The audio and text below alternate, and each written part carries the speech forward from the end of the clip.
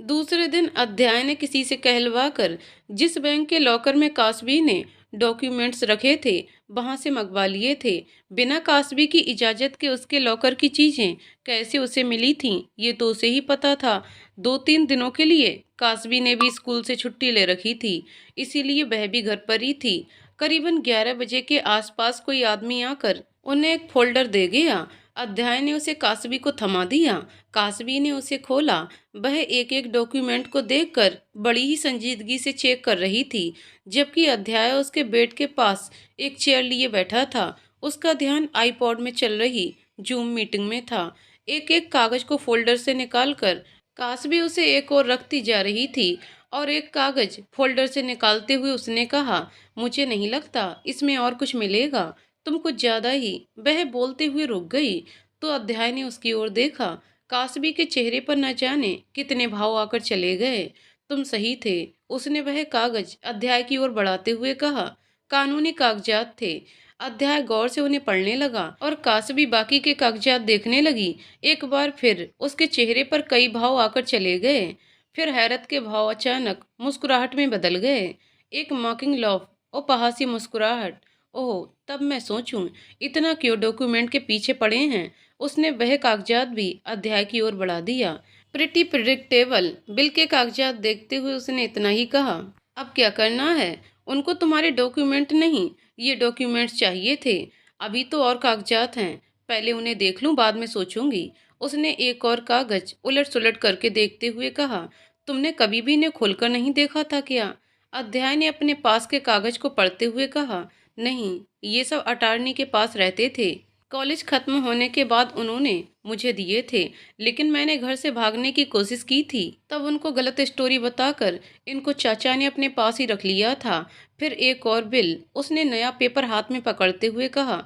एक कंपनी के share holder के पावर ऑफ अटारनी का एक पापा का बिल। अब ये किस बात का है? इनमें तो मुझे कुछ समझ ही नहीं आ रहा। अध्याय ने उसके हाथ से कागज लेकर देखा और फिर कहा, वह पावर ऑफ अटार्नी तुम्हारे डैड की ओर का था और ये तुम्हारे दादू का। इसका मतलब अब उन दोनों की पावर ऑफ अटार्नी तुम हो। उसने आगे समझाते हुए कहा। और बिल का तो तुम्हें पता ही है। अब भी है क्या? अध्याय ने उसे एक और कागज निकालते देख पूछा। नहीं, अब ये आखिरी है। हेडिंग पढ़ते ही उसके ललाट पर कुछ लकीरें खिंच गईं। जैसे जैसे वो पढ़ रही थी उसके चेहरे पर डर, दर्द, बेयकीनी उभरती जा रही थी। पेज को पलटने तक तो उसके हाथ कांपने लगे थे। पेज के पलटते ही आंखों से आंसू बहने लगे। अध्याय ने उसके हाथों से कागजात लेकर देखा। हेडिंग में लिखा था, अडॉप्शन पेपर। उसका दिल जैसे धड़कना भूल गया। उसने आगे पढ़ा, एकदम से जैसे उसके सारे अल्फाज कहीं खो चुके थे। ये कैसे सच हो सकता है? उसने दबी सांसों तले धीमी आवाज में कहा। कासबी की ओर देखा तो वह कहीं खोई हुई दिखी। आंखों से लगातार आंसू बहे जा रहे थे। कासबी। अब वह जोर से रो पड़ी। उसकी जैसे दुनिया ही बदल गई थी। कासबी। उसका रोना अब और बढ़ चुका था। मुझे अकेले रहना है। उसने रोते हुए सिर्फ इतना ही कहा। ठीक है। अध्याय ने बेड पर बिखरे पेपर्स को समेटते हुए कहा। लेकिन वह पेपर कासबी ने अपने पास ही रख लिए। वह बराबर उन्हें पढ़े जा रही थी। बहते आंसुओं के साथ वह कुछ पढ़ पा रही थी या नहीं, वह तो उसे भी नहीं पता था। बचपन की हर एक याद उसकी आंखों के सामने आकर रुक रुक कर उससे पूछ रही थी, ऐसे कैसे वह उसके माँ बाप नहीं हो सकते? दुनिया में उनके जितना प्यार तो कोई कर ही नहीं सकता। लेकिन कागजात के कुछ पन्नों ने उसकी दुनिया को जैसे पूरी तरह से बिखेर कर रख दिया था। कौन हूं मैं? जब आंसू सूख गए तब उसके जहन से सवाल आया था, कासबी सक्सेना या फिर कोई बेनाम बच्ची? क्या वजूद है मेरा? उसे एक भी सवाल का जवाब नहीं मिला। सुबह की अब शाम होने को आई थी। बीच में 2-3 बार अध्याय उसे देखकर गया था, लेकिन वह उसे कोई भी जवाब नहीं दे पा रही थी। वही कागजात को हाथ में लिए बस घूरे जा रही थी। आंसू भी जैसे खत्म होने को आए थे। किसको सवाल करे और क्या सवाल करे, उसे कुछ समझ ही नहीं आ रहा था। इस बात पे खुश हो कि उसे इतना प्यार मिला, या इस बात पे दुखी कि उसके जन्म देने वालों ने उसे कहीं छोड़ दिया होगा, या फिर वह भी इस दुनिया में ना हो। आखिर किस्मत ने कितनी बार उसके अपनों को उससे छीना था। उसे कहाँ कुछ पता था, कहाँ कुछ पता चलने वाला था। इन सब में एक सवाल था जो बचपन से उसके साथ हमेशा से ही रहा था। उसकी किस्मत उसके साथ थी या खिलाफ? वो अपनी किस्मत को क्या समझे? अच्छी या बुरी, वह खुद को क्या समझे, एक छोड़ी हुई बच्ची या फिर राघव सक्सेना की बेटी? उसे ये बात आज तक किसी ने क्यों नहीं बताई थी? फिर से किस्मत के कटघरे में सवालों की तादाद थी और जवाब जवाब उसके पास एक भी नहीं था। हर बार ये किस्मत उसे क्यों सवालों के गड्ढे में लाकर डाल देती थी, और इस बार तो उसने इतनी बेरहमी की थी कि उसके पास खुद के वजूद तक का जवाब ना था। आंसू भी अब सूख कर अपने दाग छोड़कर थम गए थे, कागज पर भी और उसके गालों पर भी। सिसकियां भी अब बंद हो चुकी थीं। गला इतना सूख चुका था कि उसमें अब खराश हो चुकी थी। वह बेड पर खुद के घुटनों को सीने से लगाए पूरी तरह से सिमट कर न जाने किस सवाल का जवाब ढूंढ रही थी। दरवाजा खुलने की आवाज सुनाई दी, लेकिन उसकी पलकों तक ने उस ओर देखने की जहमत नहीं ली थी। अध्याय ने उसे ऐसे देख एक गहरी सांस छोड़ दी। फिर उसके करीब जाकर वह पेपर उसके हाथ से लेने चाहे, लेकिन उसने एक बार फिर उन कागजों को कसकर पकड़ लिया। दोपहर में भी वह ये कोशिश कर चुका था। काश भी पेपर पूरे भीग चुके हैं, इन्हें मुझे दे दो। कल के बाद बड़ी मुश्किल से उसके चेहरे पर से दर्द को मिटाया था। आज वो सौगुना होकर उसके चेहरे पर लौट आया था। रो रो कर लाल हुई आंखें, उसका बेजान सा शरीर, क्या हालत बना ली है अपनी। बेड के एक किनारे पर बैठकर उसने कासबी के बालों में हाथ फेरा। बी स्ट्रॉन्ग कासबी, अभी से इतना टूट जाओगी तो आगे की जिंदगी कैसे गुजारोगी? वह कुछ पलों के लिए रुका। आई नो तुम्हारे लिए ये सब मुश्किल है, लेकिन तुम जितना जल्दी इसे समझ लोगी, इस सच को अपना लोगी, दर्द उतना ही कम होगा। बात आगे बढ़ने से पहले अध्याय ने उसके चेहरे की ओर देखा। आंखें फिर नम हो चुकी थीं। उसने अपनी बात आगे बढ़ाई। जो बीत चुका उसे याद नहीं रखते। तुम्हें किसने जन्म दिया ये मायने नहीं रखता। तुम्हें किसने प्यार दिया, किसने पाल पोस कर बड़ा किया, वह मायने रखता है। और फिर तुम्हारे माँ बाप तो तुमसे इतना प्यार करते थे कि सब कुछ तुम पर लुटा कर गए हैं, फिर तुम रो किस बात पर रही हो? अध्याय के सवाल ने जैसे उसके सारे सवालों का जवाब दे दिया था। वो किस बात के लिए रो रही थी? वह अनाथ थी इसलिए। लेकिन वह अनाथ कहाँ थी? उसे प्यार करने वाले भी तो मिले थे, वही तो उसके माँ बाप थे। अध्याय अब भी उसके बाल वैसे ही सहला रहा था। वह एकटक उसे देखती रही। अध्याय भी उसकी आंखों के बदले भावों को देखता रहा। फिर उसके गिरते आंसू को साफ करते हुए कहा, अब बस, बहुत रो लिया। कासबी ने अपने दोनों हाथों से उसका हाथ पकड़ लिया, जैसे अपनी उलझनों का हल देने के लिए उसका शुक्रिया अदा कर रही हो। मैं उसके गले में बेहद जलन हुई। उसने आंखें बंद कर लीं। कैसे? मुझे नहीं समझ। अध्याय ने उसे चुप करवाते हुए कहा, अभी कुछ नहीं सोचना है। पहले तुम फ्रेश हो जाओ और कुछ खा लो। अगर रोना है तो वह भी उसके बाद। उसने बड़े ही प्यार से उसके बालों को सहलाते हुए कहा। वह अब भी उसका हाथ अपने हाथों के बीच यूं ही पकड़े हुए थी। न जाने कौन सा सुकून मिला था उन हाथों में। मुझे सोना है, ठीक है सो जाओ। और कासवी ने आंखें बंद कर लीं। हाथ अब भी वैसे ही उसके हाथों में मजबूती से संभाल कर पकड़ रखा था। वह अब भी दूसरे हाथ से बालों को सहला रहा था।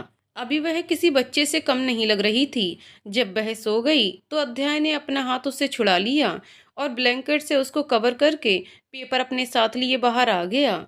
उसके सवालों के जवाब तो शायद उसने दे दिए थे, लेकिन अब उसे अपने सवालों के जवाब भी तो ढूंढने थे। क्यों उसकी इतनी फिक्र होती थी उसे? उसे दर्द में देखकर खुद को क्यों दर्द हो रहा था? वह क्यों उसे ऐसे नहीं देखना चाहता था? उसके छूते ही क्यों दिल इतना तेजी से धड़क रहा था?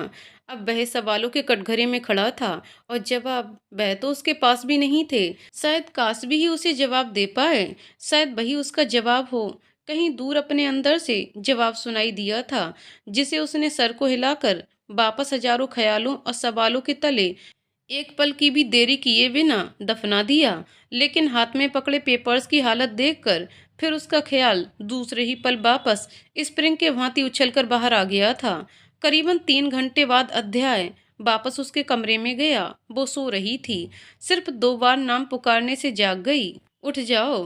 कासबी ने नींद भरी आंखों से सामने देखा तो अध्याय था। जैसे जैसे नींद से जगती गई, फिर से सारी बातें याद आने लगीं। नम होती आंखों को देखकर अध्याय समझ गया कि उसके दिमाग में अभी क्या चल रहा होगा। मैं बाहर इंतजार कर रहा हूँ, जल्दी फ्रेश होकर आ जाओ, तुमसे कुछ बातें भी करनी है। वह धीरे से उठ हेड रेस्ट का सहारा लिए बैठ गई। शरीर पूरा अजीब सा लग रहा था। दर्द दिल में था, लेकिन उसका असर पूरे बदन पर दिख रहा था। जब वह बाहर आएगी ये यकीन हो गया, तो अध्याय कमरे से बाहर चला आया। अध्याय के जाने के बाद कासवी ने खिड़की के बाहर देखा। एक बार फिर अंधेरा हो चुका था। उसने गहरी सांस छोड़ दी। फ्रेश होने के बाद वह ड्राइंग रूम में आई। अध्याय अब अपने काम में मशगूल था। कासवी को देखकर वह खड़ा हो गया और कासवी पास के सोफे पर बैठ गई। डाइनिंग टेबल पर से पानी का गिलास लेकर उसे थमाते हुए पूछा, पहले से बेहतर। हम वह फिर किचन की ओर गया। फिर खाने की प्लेट लाकर उसके हाथों में थमा दी। अपनी जगह पर वापस बैठते हुए उसने कहा, मैंने लॉयर के साथ बात की थी। पल भर के लिए उसने कासवी के चेहरे की ओर देखा, फिर अपनी बात आगे बढ़ाई। उन्होंने बताया कि तुम अपना पावर ऑफ अटॉर्नी इस्तेमाल कर सकती हो और बिल के मुताबिक अभी वह घर तुम्हारे नाम है, साथ तुम्हारे दादू की सारी एफडी भी, और तुम्हारे डैड का तो तुम्हें पता ही है। कासवी अब भी चुप बैठी थी। अगर तुम्हें ठीक लगे तो कल लॉयर आकर तुम्हें सारी बातें समझा सकते हैं। मैं क्या करूंगी उन्हें समझकर? चाची सही तो कहती थी, न कभी कुछ मेरा था और न है। उसने वैसे ही चम्मच को प्लेट में इधर उधर घुमाते हुए कहा, तुम जज्बात में आकर डिसीजन मत लो। कुछ दिन और रुक जाओ, फिर सोचना। अभी खा लो, खाने के साथ बच्चे खेलते हैं।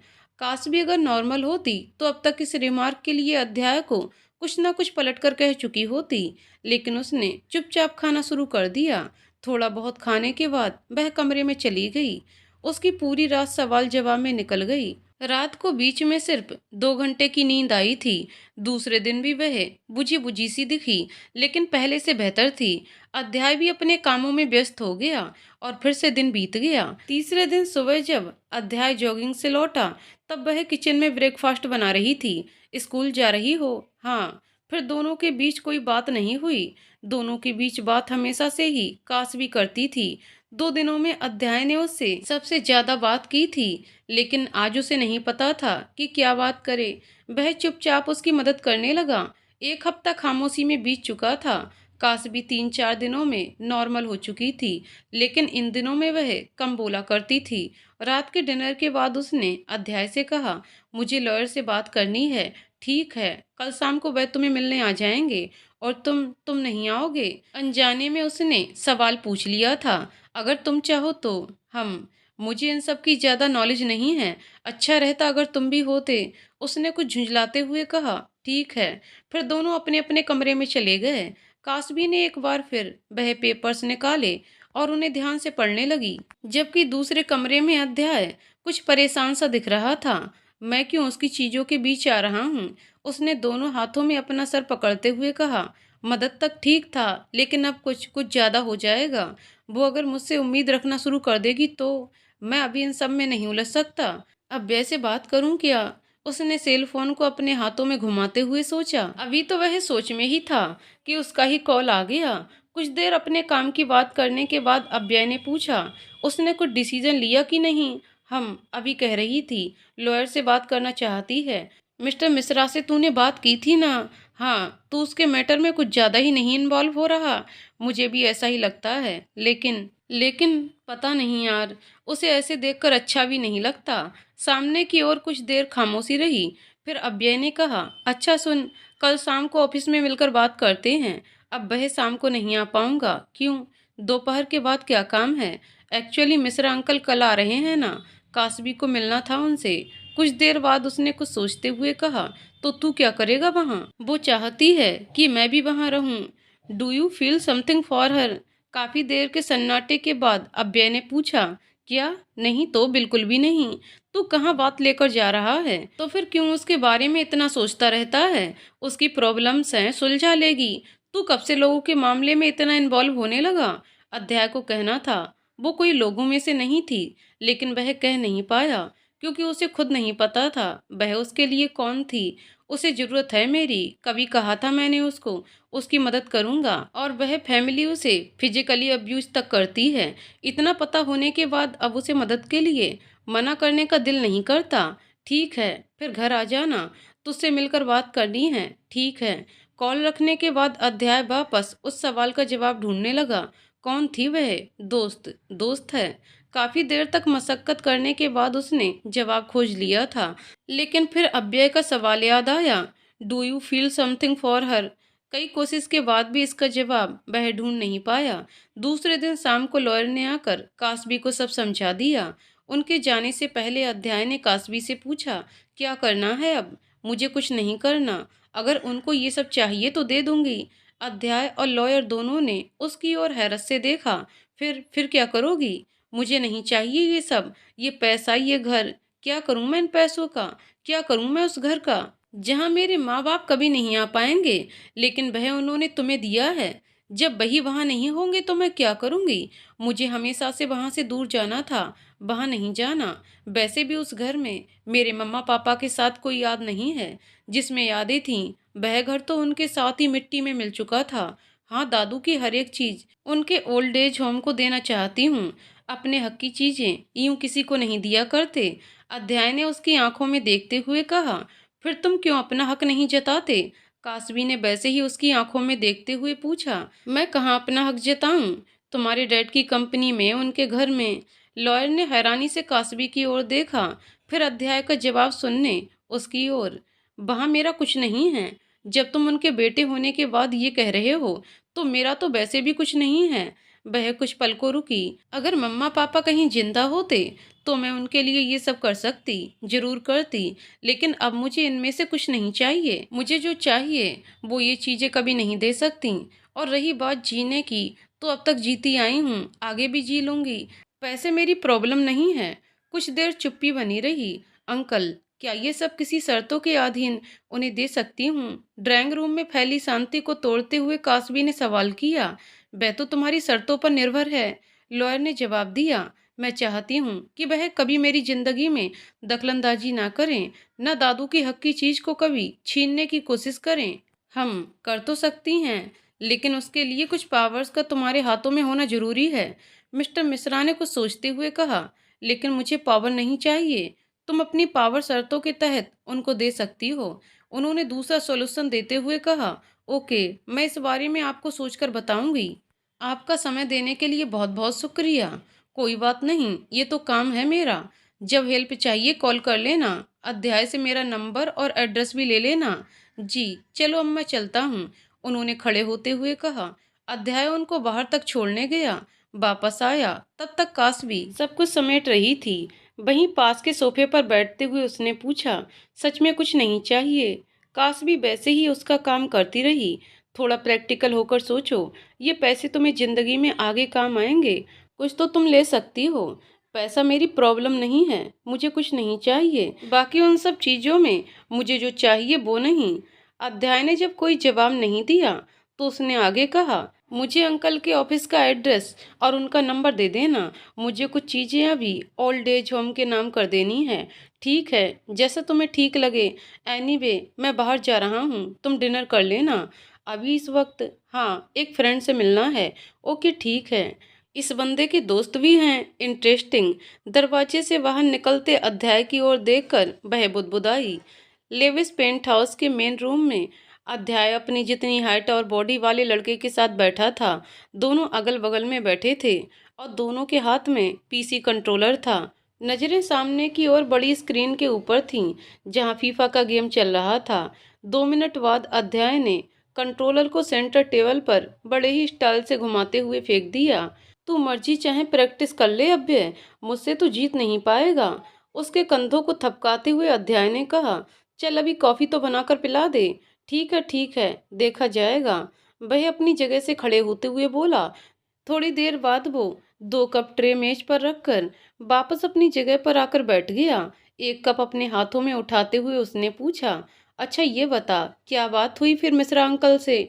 अध्याय ने उसे कास्बी के डिसीजन के साथ जो कुछ भी बातें हुई वो सब उसे बता दी। पता नहीं इन लड़कियों पे इंडिपेंडेंट बनने का कौन सा भूत सवार है। अच्छी बात है, बनना चाहिए, लेकिन इस तरह इतने शेयर ठुकराना तो सिर्फ बेवकूफ़ी होगी।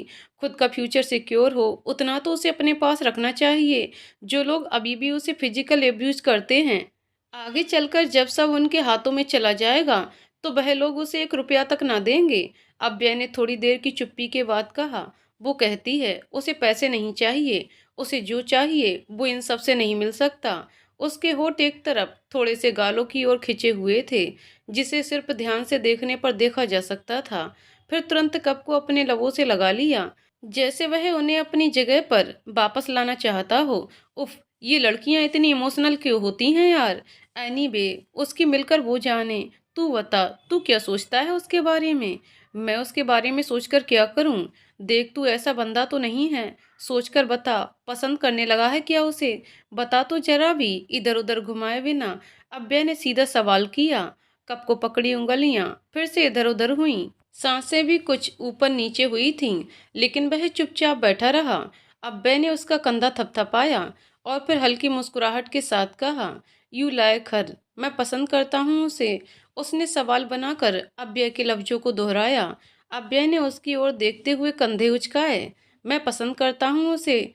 सवाल अब हैरत में बदल चुका था। घबराहट, खुशी, बेयकीनी, डर और ढेरों सवाल, ये वो चीजें थीं जो वह अभी महसूस कर रहा था, लेकिन उसका चेहरा सिर्फ उसकी उलझन दिखा रहा था।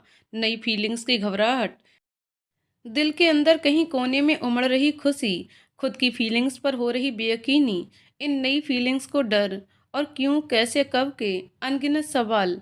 वह कुछ भी बोल नहीं पाया, ना ही इस बात पर बहस कर पाया कि वह उसे पसंद नहीं करता, ना ही वह स्वीकार कर पाया कि वह उसे पसंद करता है। अव्यय ने उसे इतना उलझा कभी नहीं देखा था।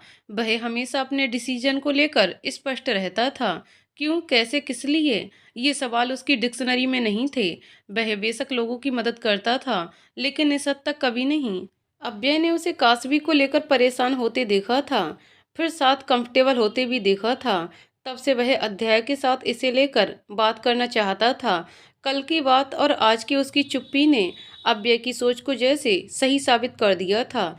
चल अब ज्यादा ना सोच, अच्छी लगती है तो क्यों, कैसे का जवाब ढूंढने मत बैठ। उसे उसके साथ उलझते देख अव्यय ने कहा। अध्याय अब भी चुप था। मैं किस लिए पसंद करता हूँ उसे? उसने कॉफी के कप पर उंगलियों को हल्के से थपकाते हुए पूछा। अव्यय कुछ देर चुप रहा, फिर कहा, क्योंकि वह इंसान है। ये कैसा सवाल है? उसने फिर इरिटेट होकर कहा था। I mean I like you, क्योंकि तू मेरा दोस्त है। वैभव क्यों पसंद है? क्योंकि वह मेहनती है इसलिए।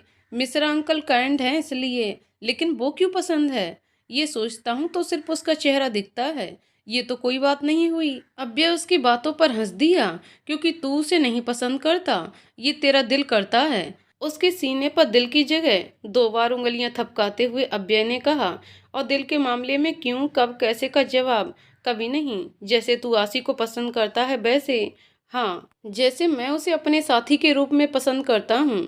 चल, किसी मामले में तो तेरी बत्ती लेट जलती है, मैं उसे ऐसे कैसे पसंद कर सकता हूँ? अभी तो कहा, दिल के मामले में क्यों, कैसे का जवाब नहीं होता। लगता है तो लगता है।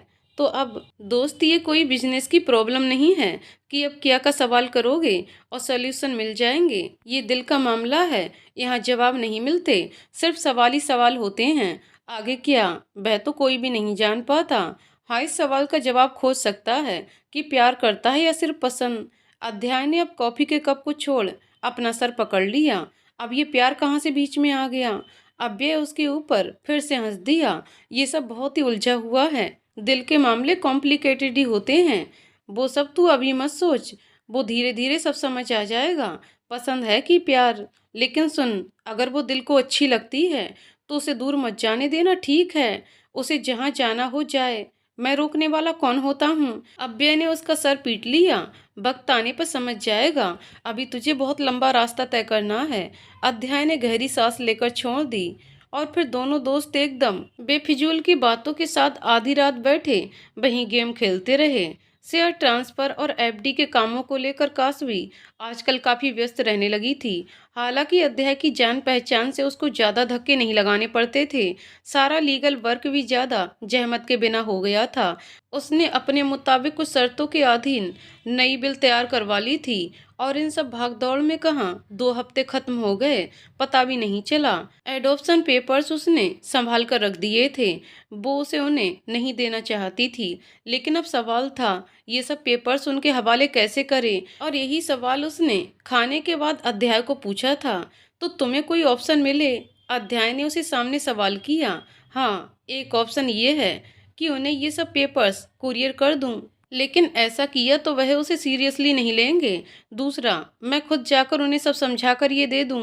पहले को भूल जाओ, दूसरा ठीक है, लेकिन तुम वहां अकेली नहीं जा सकती। मैं उन्हें ट्रस्ट नहीं करता, अध्याय ने कुछ सोचते हुए कहा। कासवी को वो दिन याद आ गया जब उसने यही बात कही थी, लेकिन तब उसे लगा था कि तभी की सिचुएशन के चलते उसने ये कह दिया होगा। मेरे पास तीसरा ऑप्शन है। उसकी आवाज़ सुन कासवी ने अपना ध्यान वापस हो रही बातों पर दिया।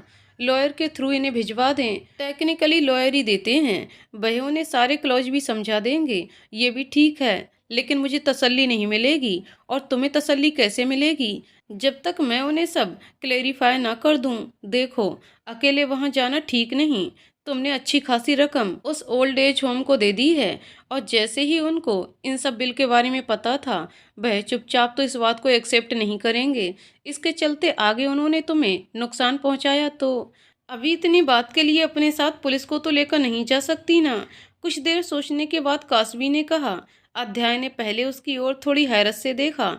ठीक है, अगर जाना ही है तो मैं साथ चलूंगा। फिर उसने गहरी सांस को छोड़ते हुए कहा, नहीं, मैंने ऑलरेडी तुम्हें बहुत परेशान किया है, अब और नहीं। तुम अकेली नहीं जाओगी वहाँ, और आधे घंटे का वक्त तो मैं निकाल सकता हूँ, लेकिन अध्याय, कभी तो प्रैक्टिकल होकर सोच लिया करो कासवी। लास्ट टाइम सिर्फ पेपर्स के लिए जो उन्होंने तुम्हारे साथ कैसा बर्ताव किया था, इस बार तुमने पेपर्स के साथ लाखों रुपए भी उनके बदले किसी वृद्धा आश्रम को दे दिए हैं। और ट्रस्ट मी, पैसा जायदाद ऐसी चीज है जो इंसान को सही गलत का फर्क भुला देती है। ठीक है, मैं फिर अंकल के साथ चली जाऊं तो ये हो सकता है, लेकिन तुम्हें मुझसे क्या प्रॉब्लम है? मेरी प्रॉब्लम के चलते तुम्हें बहुत दिक्कत हुई है, अब मैं खुद संभाल सकती हूँ। हाँ, झांसी की रानी जो ठहरी, अध्याय ने उसे ताना मारते हुए कहा। एनीवे, कब जा रही हो वो तो कम से कम बताकर जाना। अगर अंकल फ्री होंगे तो कल, वरना परसों दोपहर के बाद, ठीक है? 2 दिन बाद कासवी लॉयर के साथ सक्सेना हाउस के बाहर खड़ी थी। उनके साथ कोई एक और लड़का भी था, जो कि लॉयर ने बताया था कि उनका असिस्टेंट था। सुबह का वक्त था, इसलिए सब डाइनिंग टेबल पर बैठे थे। कासवी को लॉयर के साथ देखकर उनको झटका लगा। कासवी बड़ी ही स्थिरता के साथ सोफे पर टांग रखकर बैठ गई। उसकी आंखें और चेहरा भी आत्मविश्वास से भरा हुआ था। चाचा और चाची वहां से उठकर ड्राइंग रूम में आ गए। कासवी, इतनी सुबह यहाँ? चाची ने कहा। क्यों चाची, मैं अपने घर नहीं आ सकती क्या? उसने कुछ शब्दों पर भार देते हुए पूछा। बिल्कुल आ सकती हो। उनकी आवाज में कुछ अनजानी सी घबराहट मिली हुई थी। खैर, मैं किसी का वक्त बर्बाद नहीं करना चाहती, इसलिए सीधे काम की बात। मुझे पता नहीं था ये घर मेरा है। एक्चुअली बहुत कुछ मेरा है। उसके लफ्ज बाहर निकलते ही सन्नाटा फैल गया। चाचा चाची के चेहरे का रंग उड़ चुका था। आप अपनी कुछ सफाई देना चाहेंगे? उसने इत्मीनान से चाचा की आंखों में देखते हुए पूछा।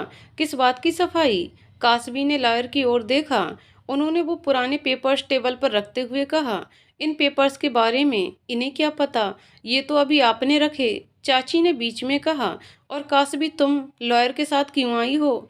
चाची, ऐसे कैसे भूल सकती हैं आप? इसी के लिए तो आपने मुझे घर बुलाया था। अगर तुम अपने हक जताने यहाँ आई हो तो वापस जा सकती हो। बेशक ये घर तुम्हारे नाम हो, बेशक कंपनी के शेयर तुम्हारे नाम हो, लेकिन इन सबको बरसों से मैंने संभाल कर रखा है। इसे ऐसे तो मैं तुम्हें नहीं देने वाला। मिस्टर सक्सेना ने बड़े ही आत्मविश्वास से कहा। उन्होंने अपनी सफाई देने तक की कोशिश नहीं की थी। मुझे आपकी इन चीज़ों में कोई इंटरेस्ट नहीं है, कासवी ने तीखी आवाज में जवाब दिया था। अगर नजरें जला सकती तो अभी तक वो चाची की नजरों से जलकर राख बन गई होती। मुझे सिर्फ प्यार चाहिए था, जो आप लोगों ने मुझे कभी नहीं दिया। लेकिन मैं आपके जैसी नहीं हूँ। अगर आपको घर शेयर चाहिए तो वो आपके ही हैं, लेकिन कुछ शर्तें हैं। तू कुछ ज्यादा नहीं बोल रही? तनुजा, जो अभी तक चुप बैठी थी, उसने कहा।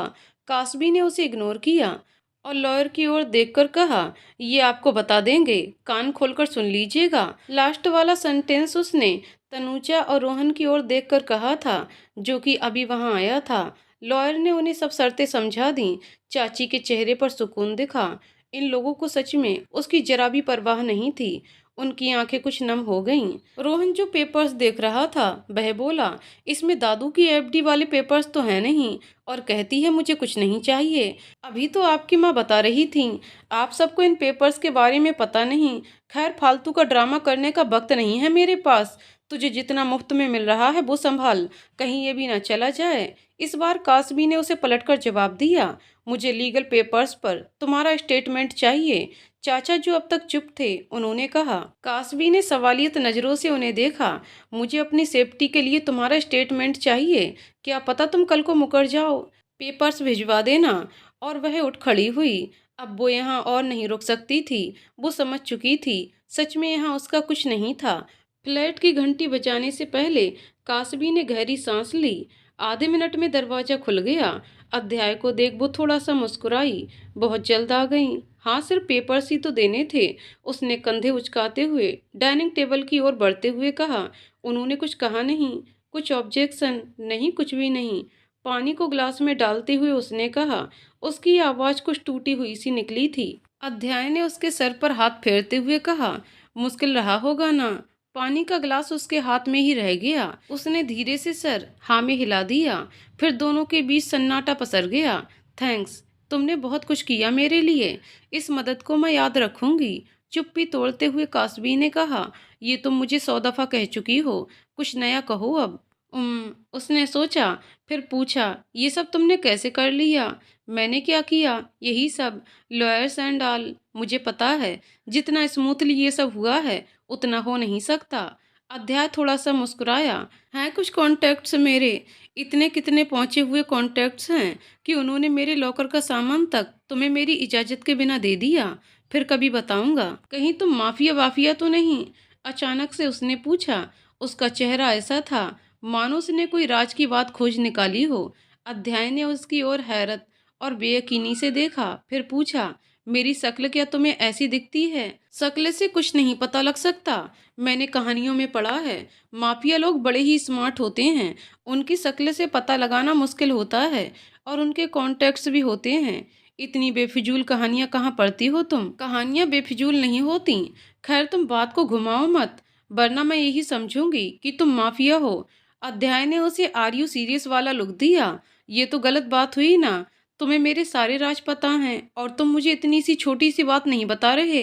ये तो गलत। बेटा सेकंड, कहीं तुम मुझे फिर ब्लैकमेल तो नहीं करोगे? उसकी बड़ी सी आंखें हैरानी से फैलकर और बड़ी हो गईं और होठ भी थोड़े से खुल गए थे। अध्याय ने उसकी ओर एक कदम बढ़ाया। फिर उसकी आंखों में देखते हुए बहुत ही सीरियस टोन में कहा, यही प्लान है मेरा। आगे आगे देखो, कैसे ब्लैकमेल करके सब कुछ छीन लूंगा तुमसे। वो इतने नजदीक था कि उसके कॉलेज की खुशबू कासबी की सांसों के साथ घुल रही थी। और ये खुशबू उसे जानी पहचानी और अच्छी सी लगी। लेकिन वो याद नहीं कर पाई कि ये कौन सी खुशबू है। क्या ही ले लोगे? मेरे पास तो अब कुछ भी नहीं। कुछ देर बाद उसने नजरें चुराते हुए कहा। अध्याय ने 2 कदम पीछे लिए। फिर कहा, पूरी की पूरी ड्रामेबाज हो तुम। शुक्रिया, कासबी ने मौक करते हुए लहजे में कहा। अच्छा सुनो, मैं कुछ काम से बाहर जा रहा हूँ। मेरे लिए डिनर मत बनाना, मैं देर से लौटूंगा। ओके। अपने कमरे की ओर जाते हुए उसने कहा। बहुत दिनों बाद उसे इतना केयर फ्री देखा था।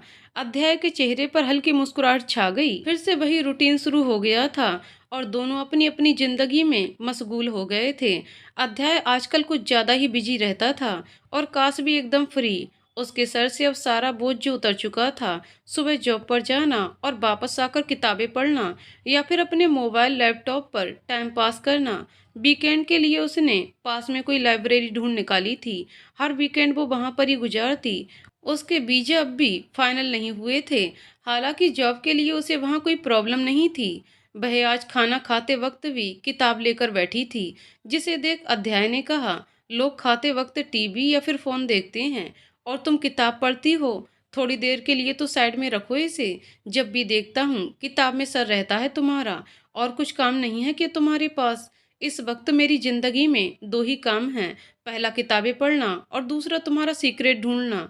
तुम चाहो तो मेरे दूसरे काम में मेरी मदद कर सकते हो। नहीं, मेरे पास उतना वक्त नहीं है। और फिर 2 ही चीज तो हैं तुम्हारे पास, उनमें से एक को मैं छीनना नहीं चाहता। अब तो मुझे यकीन है तुम पक्का किसी इल्लीगल काम में शामिल हो। नो अगेन कासवी। वो एक मौका नहीं छोड़ती थी इस बात को घुमाकर पूछने का। और हर बार के उसके प्रिंजिप्शन सुन अध्याय सोच में पड़ जाता कि इस लड़की का दिमाग कौन सी दिशा में चलता रहता है। सुबह की धूप की केसरी और पीली किरणें डाइनिंग एरिया की खिड़की को चीरते हुए खुले पर्दों में से अंदर आ रही थी। पूरे घर में इतना सन्नाटा पसरा हुआ था कि सब्जी काटते वक्त होती आवाज, उसी बीच नल से पानी गिरने की आवाज भी शोर लग रही थी। किचन में कासवी कुछ सब्जियां काट रही थी और एक और कॉफी के लिए दूध उबल रहा था। अध्याय जो कि जॉगिंग के लिए बाहर गया था वह भी लौट चुका था। दरवाजा खुला पड़ा था। किचन में से आती आवाज सुन वो उधर गया।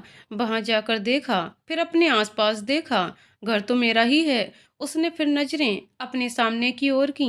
उसने पेस्टल पिच रंग की साड़ी पहन रखी थी जिसका सिरा कमर के इर्द गिर्द लपेटा हुआ था। उसके वो सिल्क से बाल अभी क्लेचर नाम की बेड़ियों में बंधे हुए थे, लेकिन जैसे उनको वह बेड़ियां पसंद नहीं आ रही हों और वो वहां से निकलने की कोशिश में थे। कुछ तो इस कोशिश में कामयाब भी हो चुके थे, जिन्हें उसकी गर्दन और चेहरे को छूने की खुशनसीबी मिल चुकी थी। नजर बालों से हटाकर हाथों पर जाकर रुकी। कलाई पूरी स्किप से ढकी हुई थी। उसके हाथ जल्दी जल्दी चल रहे थे। वो धीरे धीरे अपना होश गंवा रहा था। कुछ गिरने की आवाज आई, तब वो होश में आया और उसी वक्त अपने पीछे किसी की मौजूदगी के एहसास से कासवी ने भी पलटकर देखा। अध्याय अपनी नजरें नहीं हटा पाया। ब्लाउज की डिजाइन ऐसी थी कि उसके गले के खत्म होते ही आता तिल साफ दिख रहा था। न गले में कुछ पहना था, न कानों में। कलाई भी सूनी थी और चेहरा शायद सुबह लगाए मॉइस्चराइजर की वजह से चमक रहा था, जिस पे बिखरी लटियों से और अट्रैक्टिव बना रही थी। ये क्या हो रहा है मुझे? उसने खुद से ही सवाल किया। तुम आ भी गए? कितने बज गए हैं? कासवी ने खामोशी को चीरते हुए पूछा। 7। इतना लेट? अभी तो मुझे रेडी भी होना है। वापस मुड़कर ब्रेड निकालते हुए वो बुदबुदाई थी। तुम खा लो, कॉफी मैं बना देता हूँ। पक्का? हाँ, बैठ जाओ। उसने फटाफट से सब्जियों को ब्रेड में डालकर सैंडविच बना लिया और प्लेट लेकर डाइनिंग टेबल पर आ गई। उसका आधा सैंडविच खत्म होने को आया और अध्याय ने उसे कॉफी भी दे दी। थोड़ा खाने के बाद कॉफी का कप उठाते हुए उसने कहा, इसके लिए थैंक यू। पूरा खा तो लो। उसका आधा छोड़ा सैंडविच देखकर अध्याय ने कहा, ज्यादा खाने को रुकी तो लेट हो जाऊंगी। वो कप लेकर अब कमरे की ओर जा रही थी। अध्याय कुछ पूछता उससे पहले ही उसके फोन की घंटी बज उठी। भैया बस 2 मिनट रुकना, जल्दी से रूम का दरवाजा खोलते हुए उसने कहा, लेकिन फिर रुक गई। क्या? आप प्लीज दूसरी अरेंज करें। अब वह किसी से बहस कर रही थी। कॉल काट कर वह बुदबुदाई, इनको भी आज ही कैंसिल करना था। लेकिन शांत माहौल के चलते वो अध्याय को सुनाई दिया था। क्या हुआ? उसने आधी सैंडविच वाली प्लेट उठाते हुए पूछा। आज मुझे जल्दी पहुंचना है, बीच में काम भी है और इन लोगों ने कैब कैंसिल कर दी। उसकी आवाज में गुस्सा और चिड़चिड़ापन झलक रहा था। मैं ड्रॉप कर देता हूँ। नहीं नहीं, मैं मैनेज कर लूंगी। मुझे उसी ओर जाना है। आधा घंटा जल्दी चला जाऊंगा, कोई बात नहीं।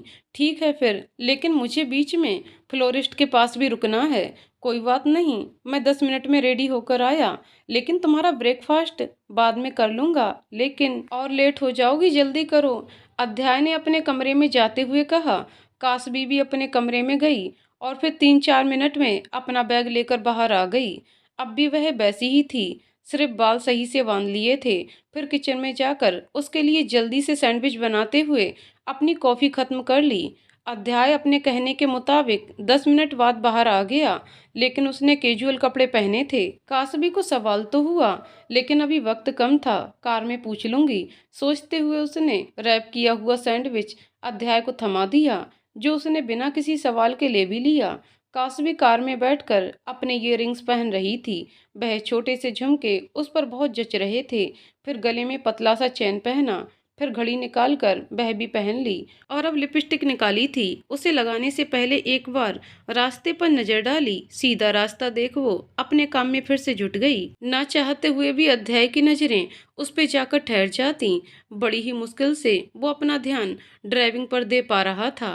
कौन से फूल लेने हैं? फ्लोरिस्ट के पास कार रोकते हुए अध्याय ने पूछा। कुछ गुलाब और कुछ बुके। दोनों कार से बाहर आ गए। वह गुलाब खरीद रही थी और अध्याय की नजर अभी अभी रखे बुके के ऊपर रुक गई, जिसमें अलग अलग तरह के फूल थे। कुछ पेस्टल रंग के, कुछ ब्राइट रंग के, कुछ पत्ते और पता नहीं और कुछ भी था। उसने कासवी के लटक रहे पल्लू की ओर देखा। इन फूलों के जैसे ही कुछ कलाकारी गिरी थी उस पर। उसके हाथों ने वो बुके निकाल लिया। उसी वक्त कासबी की आवाज़ सुनाई दी, चलो हो गया। हाँ, उसने बुके वापस रख दिया। दोनों कार के पास आए तो अध्याय ने कहा, तुम बैठो, मैं बस 2 मिनट में आया। वही बुके उसने फिर से उठाया और जल्दी से पेकर वापस आ गया। कासबी को उसके हाथों में बुके देख हैरानी हुई। पहले उसके कैजुअल कपड़े और अब बुके, लेकिन वह कुछ पूछ नहीं पाई। उसे स्कूल पहुंचने से पहले स्क्रिप्ट भी तो याद करनी थी। वो बुके बाकी फूलों के साथ पीछे की सीट पर पड़ा हुआ था। उसका स्कूल आ गया तो वह थैंक्स कहकर चली गई और अध्याय उसे जाता हुआ देखता रहा।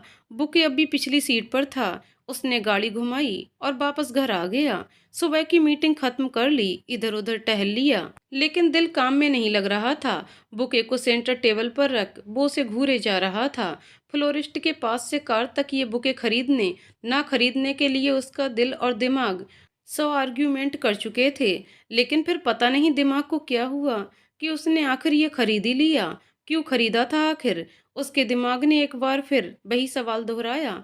ऑफ कोर्स उसे देने के लिए दिल ने भी एक बार फिर वही जवाब दोहराया। जब काफी देर के बाद भी कुछ समझ नहीं आया तो उसने बुके को ऐसे ही डाइनिंग टेबल पर ले जाकर छोड़ दिया। जब कासबी वापस लौटी तब उसने बुके को डाइनिंग टेबल पर पड़े देखा था। उसे ये बहुत पसंद आया था। उसने एक बार हल्के हाथों से फूलों को छुआ और फिर कुछ याद आते ही उसने इसे वापस रख दिया। क्या पता किसी के लिए खरीदा हो। पहली बार इतनी सुबह वो कैजुअल कपड़ों में घर से बाहर गया था और फिर बुके भी खरीदा। लेकिन फिर इसे वापस घर लेकर क्यों आ गया? दे आना चाहिए था ना। क्या पता डेट कैंसिल हो गई हो। कुछ देर बाद उसका ध्यान अपने ही कहे लफ्ज पर गया। डेट? सीरियसली कासवी, इतनी सुबह कौन डेट पर जाता है? ये कोई किताब थोड़ी है कि कोई किसी को ब्रेकफास्ट डेट पर ले जाए। तो फिर अंदर से सवाल आया, होगा कुछ, मैं क्यों इतना सोच रही हूँ? बहुत सोचने के बाद भी जवाब नहीं मिला तो उसने खुद से कहा और फिर सवाल जवाब का खुद का सेशन वहीं छोड़ अपने कमरे में चली गई। रात तक वो जब कभी भी डाइनिंग टेबल के पास गई उसकी नजरें एक बार फूलों के उस गुलदस्ते पर ना चाहते हुए भी ठहर जाती।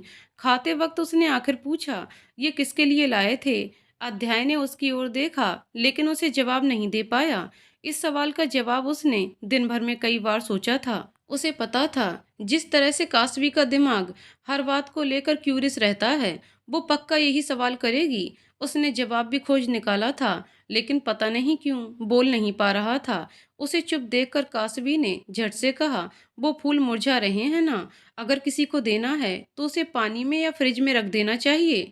सोच सोच कर लफ्जों को बोलते हुए कासवी ने कहा, तुम्हें ठीक लगे वो करो, मुझे इसकी जरूरत नहीं है। कासवी ने अपनी भौं को सिकोड़ते हुए उसकी ओर देखा, जिसे देख अध्याय ने कहा, अपना किताबी दिमाग दौड़ाना बंद करो। क्लाइंट के लिए खरीदा था, अब इसका काम खत्म हो चुका है। मैंने कब कहा कि किसी के लिए खरीदा होगा? उसने बड़ी ही लापरवाही से प्लेट में से निवाला मुंह में डालते हुए कहा। अध्याय ने उसकी ओर देखा लेकिन फिर बात आगे नहीं बढ़ाई। सब क्लीन करने के बाद कासवी ने उस बुके को एक बार फिर उठाया और कुछ उलझन से उसे देखती रही। अध्याय जो डाइनिंग रूम के सोफे पर बैठे न्यूज़ देख रहा था, अचानक से उसका ध्यान कासबी की ओर गया। उसने अपनी नज़रें ऊपर की तो अध्याय ने अपनी नज़रें फेर कर टीवी की ओर कर दी। सुनो, अध्याय ने अपनी गर्दन उसकी ओर मोड़ ली। अगर ये तुम्हारे काम के नहीं तो क्या मैं इन्हें किसी बॉक्स में सजा दूं? तुम्हें जो ठीक लगे वो तुम कर सकती हो। ओके कहते हुए वो जल्दी से किचन में चली गई। फिर उन फूलों को अलग अलग पार्ट में डिवाइड करके उनकी लेंथ के अकॉर्डिंग उन्हें अलग अलग बर्तन में सजा दिया, क्योंकि बॉस तो वहाँ थे नहीं। फिर अपने ही कमरे में जाकर कुछ किताबें लेकर आई और उन फूलों के साथ उनकी तस्वीरें निकालने लगी। उसकी हरकतें अध्याय की समझ से परे थीं। वो बस उन हरकतों को आंखों के कोनों से देखता रहता। हफ्ता फिर से बीत चुका था। आज सैटरडे था। कासवी आज लाइब्रेरी से जल्दी वापस लौट आई थी, जबकि अध्याय अपने कामों में मशगूल था। 6 बजे के आसपास कासवी ने उसके कमरे का दरवाजा नॉक किया। आ जाओ, कासवी ने हल्के से दरवाजा खोलकर अंदर आते हुए कहा। मैं बाहर जा रही हूँ। इतने दिनों में वो कभी इस वक्त बाहर नहीं गई थी। अध्याय ने नजरें फाइल में से निकालकर उसकी ओर की। घुटने तक का फ्लोरल वेस्टर्न ड्रेस पहना था उसने, पाँव में इंच की हील्स और चेहरे पर हल्का सा मेकअप था। बाल आज बेड़ियों में नहीं बंधे थे। वो कुछ कह रही थी लेकिन अध्याय को सुनाई नहीं दिया। कहाँ जा रही हो? अभी तो बताया। अपने कलीग्स के साथ डिनर पर। ओके ठीक है। वो बाहर दरवाजे तक पहुंची तो अध्याय ने वापस आवाज लगाई, वापस कब तक लौटोगी? 11 बजे के आसपास। Okay have fun. अध्याय की शाम काम में निकल गई। खाने का होश उसे कभी नहीं रहता था। हाँ, जब से कासवी के साथ सब कुछ सुलझा लिया था तब से वह उसके साथ वक्त पे खा लिया करता था। घड़ी में देखा तो 9 बजने वाले थे। ऑर्डर करके फिर से वह काम में जुट गया। वापस जब समय का होश हुआ तब 11:30 बज चुके थे और वह अब तक नहीं लौटी थी। बिना कुछ सोचे उसने कासवी को कॉल मिलाई। लेट होगा क्या तुम्हें? उसके कॉल रिसीव करते ही पूछा। नहीं, बस अभी कुछ देर और फिर निकल रही हूँ। कोई आ रहा है ड्रॉप करने? नहीं, मैं आ जाऊंगी। एड्रेस भेजो, मैं आ रहा हूँ। नहीं, मैं आ जाऊंगी। और देर तक रुकना है? नहीं लेकिन। तो फिर एड्रेस भेजो। और उसने कॉल काट दी। वो एड्रेस पर पहुंचकर बाहर ही बैठा रहा। कुछ देर बाद कासबी की कॉल आई थी और उसकी 10 मिनट बाद वो आ गई। कार में थोड़ी देर तक खामोशी बिछी रही।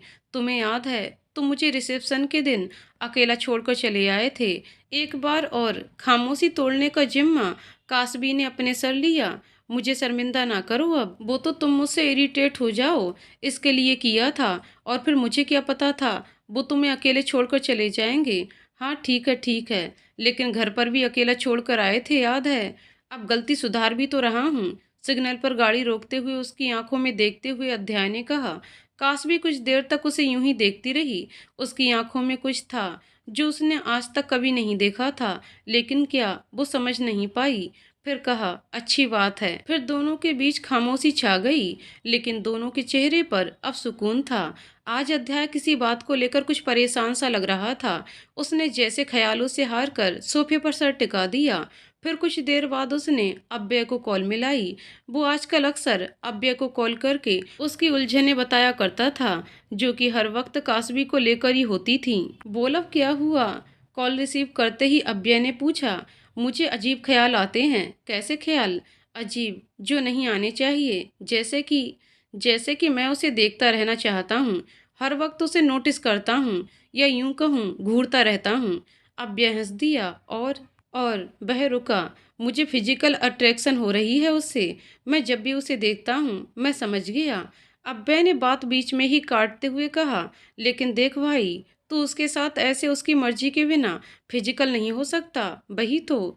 क्या? नहीं अव्यय, ओ गॉड, मैं उस वाले अट्रैक्शन की बात नहीं कर रहा, ठरकी कहीं का। तो फिर तू सीधे साधे बताना, क्या चाहता है? कैसे ख्याल आते हैं?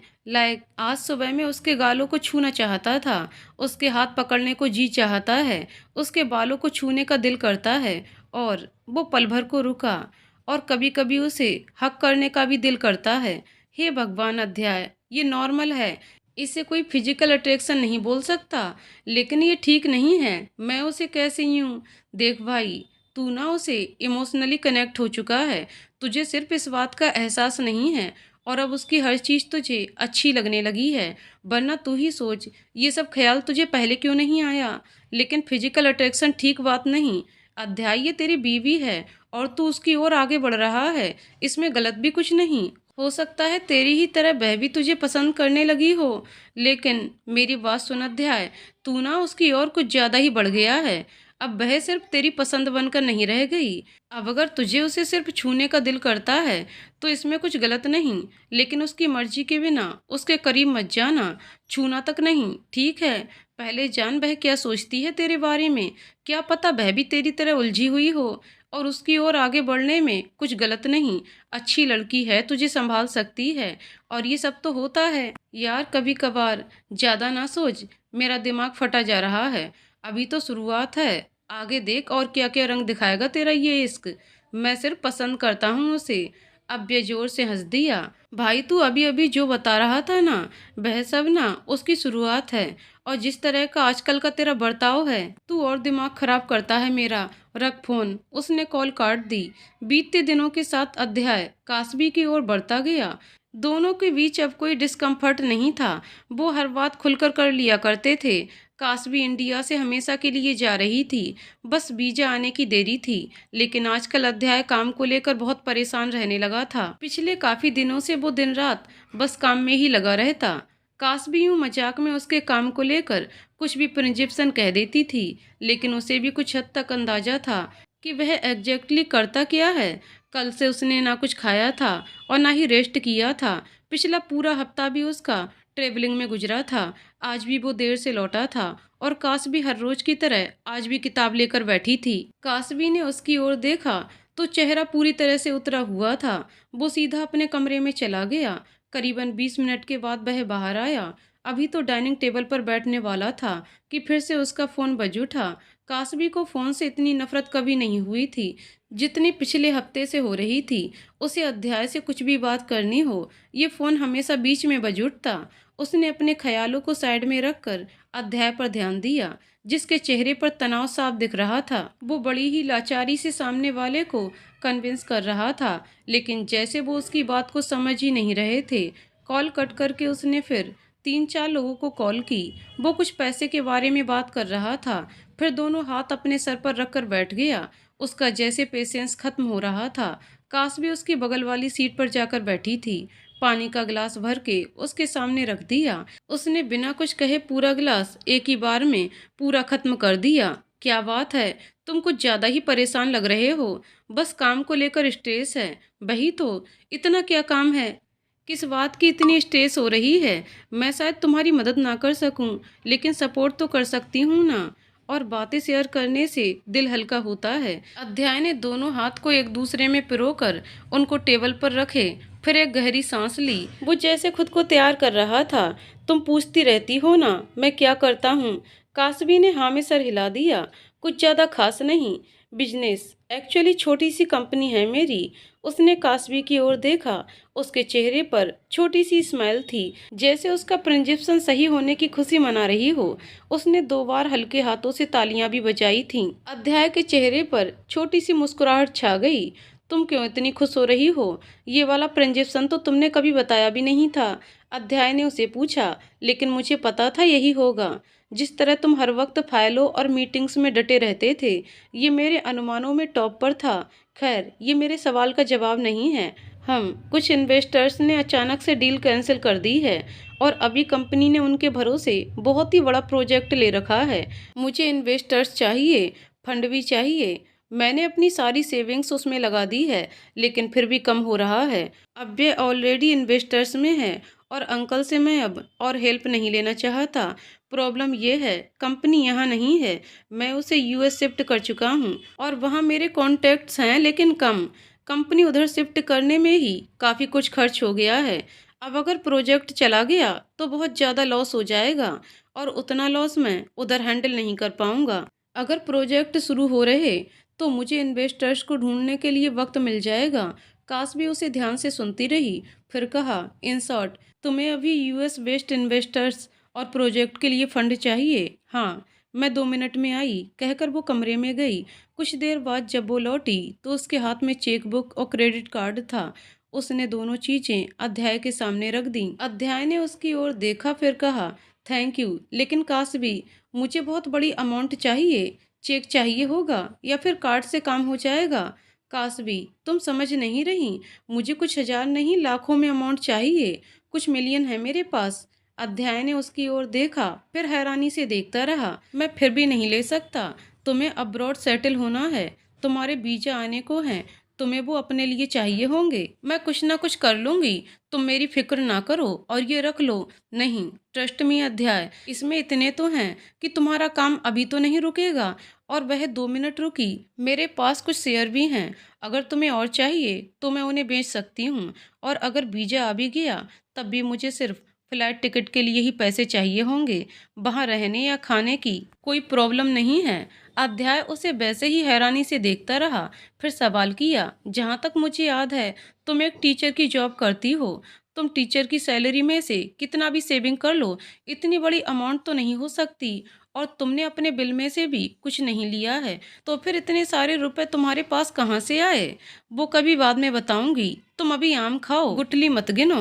नहीं, जब तुम मुझे नहीं बताओगी ये मैं नहीं ले सकता। कासबी ने उसे आर यू सीरियस वाला लुक दिया, लेकिन उसकी बॉडी लैंग्वेज साफ थी कि जब तक वह उसे इनके बारे में नहीं बताएगी वह उनको नहीं लेगा। कासबी ने गहरी सांस ली और अध्याय की ओर देखा। मैं लिखती हूँ क्या, आई एम अ राइटर काफ़ी वक्त से, और कुछ किताबें पब्लिश हो चुकी हैं और उनकी सेलिंग भी मिलियंस में है। तो ये सब उसी की कमाई की सेविंग्स हैं। और उसके अलावा भी मेरी और भी साइड इनकम है, जैसे कि साइट्स पर किताबों के रिव्यू लिखना, दूसरों के लिए कंटेंट लिखना, स्क्रिप्ट वगैरह, काइंड ऑफ फ्रीलेंसिंग और शेयर। हाँ, वो पिछले कुछ 3-4 साल से मेरी किताबें यूएस के पब्लिकेशन हाउस में ही पब्लिश होती हैं, तो पेमेंट भी यूएसए करेंसी में होती है। तुम समझ रहे हो ना। वह 2 पल को रुकी, फिर से अपनी बात को बढ़ाते हुए कहा, और बीच में एक किताब की सेलिंग बहुत ज़्यादा थी, तो उस रकम से मैंने कुछ शेयर खरीद लिए थे। और इन सब रुपयों को कहाँ खर्च करूँ मैं? मेरे खर्चे तो इस जॉब की सैलरी से निकल जाते हैं, और अगर मैं इनको खर्च कर लेती तो शायद सबको शक होने लगता, जो कि मैं हरगिज नहीं चाहती थी। अध्याय उसे अब भी वैसे ही उलझन से देखता रहा। आह, तुम मुझे क्यूरियस कहते हो, और अब खुद को देखो। अच्छा, 2 मिनट रुको, कहकर वो अपने कमरे में गई। फिर अपना लैपटॉप और कुछ किताबों की थप्पी उठाकर ले आई। Beyond the universe and infinity by Kashi. अध्याय ने पहली किताब के कवर को पढ़ा। काशी, मैं काशी हूँ। ये बात जानने वाले तुम 5वें इंसान हो। ये मेरा पेन नेम है। एक्चुअली मेरी असली आइडेंटिटी किसी को नहीं मालूम। अध्याय ने किताबों को एक के बाद एक उठाकर देखा, फिर बोला, इंटरेस्टिंग, अब समझ आ रहा है तुम्हें वो शेयर और वो पैसे क्यों नहीं चाहिए थे। तुम मेरा छोड़ो और अपने काम के बारे में सोचो। काशबी, तुम क्यों मुझे इतनी बड़ी रकम दे रही हो? मैंने तुमसे पूछा था क्या? अध्याय, क्यों मेरी मदद कर रहे हो? तुमने जो कुछ भी मेरे लिए किया है उसके सामने ये बहुत छोटी सी हेल्प है। मुझे यहाँ बिना कोई दिक्कत के रहने दिया। तुम्हारे इस घर ने मुझे वो सुकून दिया है जो मैं बरसों से उस घर में ढूंढ रही थी। तुम्हें शायद नहीं पता, लेकिन जिंदगी में पहली बार मैं जॉब से घर लौटने को बेताब रहती थी, क्योंकि यहाँ मैं चैन से रह सकती हूँ, जो अपनी मर्जी चाहे कर सकती हूँ। शुरुआत में खुद को कितनी दफ़ा कह चुकी थी कि मुझे इस जगह से लगाव नहीं बनाना चाहिए, लेकिन मुझे यहाँ सुकून मिलता है, और इसके बदले में मैं तुम्हारी इतनी मदद तो कर सकती हूँ। और फिर मैं इन्हें तुम्हें ऐसे ही थोड़ी दे रही हूँ। जब कभी तुम्हारा प्रॉफिट हो तब तुम मुझे लौटा देना। अब ज्यादा ना सोचो। उसे अब भी उलझा देखकर कासवी ने कहा। अध्याय ने फाइनली वो चेकबुक और कार्ड उठाया। पिन भी वहीं कवर में ही है। वो कार्ड को अब भी देखे जा रहा था। कासवी अपना लैपटॉप और किताबों को उठाकर वापस कमरे में रखने के लिए खड़ी हुई। कासवी, अध्याय ने भी खड़े होते हुए कहा। वो रुकी। अध्याय ने कार्ड और चेक को देखते हुए कहा, इसके लिए थैंक्स, याद है ना, दोस्ती की थी। उसने अध्याय के कहे लफ्ज दोहरा दिए, फिर कमरे में चली गई। वाकई उसके अकाउंट में कई रुपए थे। अध्याय ने अपना रुका काम शुरू करवा दिया। आज भी खाना फ्रिज में ही रहा और वो कॉफी से पेट भरता रहा। दूसरे दिन वो कासवी को जागने से पहले ही चला गया। कासवी उठी तो उसने अपने फोन में उसका टेक्स्ट देखा। उसे कोई इन्वेस्टर से मिलने जाना था, जिसके चलते वो 2 दिनों तक घर वापस नहीं आएगा। और जब 2 के बदले 3 दिनों बाद वो लौटा तो उसका चेहरा थकान से भरा हुआ था, लेकिन सुकून था। कासवी ने कई दिनों बाद उसके चेहरे पर सुकून देखा था। कासवी को ग्रिट करने के बाद वो सीधा अपने कमरे में चला गया। जब फ्रेश होकर बाहर आया तब कासवी अपने लैपटॉप में कुछ कर रही थी। उसका कार्ड और चेक बुक उसे वापस देते हुए कहा, इसके लिए फिर से थैंक्स। क्यों, हो गया क्या सब साठ? हाँ, फिर भी अध्याय, फंड के लिए इसे अपने पास रखो। मुझे सच में अभी रुपयों की जरूरत नहीं है। जब चाहिए होंगे तब तुमसे मांग लूंगा। वैसे तो मैंने 80% खर्च कर लिए हैं। उसने अपनी गर्दन के पीछे की ओर स्क्रैच करते हुए कहा। अच्छा है, कहीं तो काम आए पैसे। वैसे क्या लिखती हो तुम, और कब से लिख रही हो? मैंने तो तुम्हें कभी लिखते नहीं देखा। फिक्शन, और अभी वही कर रही थी। उसने लैपटॉप की स्क्रीन उसकी ओर घुमाई। स्कूल में थी तब स्कूल के ड्रामा का स्क्रिप्ट, छोटी कहानियां लिखती थी। फिर बड़े होते होते वो कहानी की लेंथ भी बड़ी होती गई। जब फोन आया तो राइटिंग ऐप पे लिखना शुरू कर दिया। वहां से फिर पब्लिकेशन हाउस से कांटेक्ट हुआ, और तब से ये सिलसिला शुरू ही है। पहली किताब कब पब्लिश की थी? कॉलेज के सेकेंड ईयर में। फिर खड़ी होकर किचन की ओर जाने लगी। अध्याय ने सामने रखी स्क्रीन में से कुछ लाइंस पढ़ी। ऐसी मनगढ़ंत कहानियां लिखने के लिए तुम्हें इतने सारे रुपए मिलते हैं क्या? क्या कहा? दोहराओ तो जरा। उसके कदम बीच में ही रुक गए और वो उसके पास आकर एक साइड में अपने दोनों हाथ बांधे खड़ी रह गई।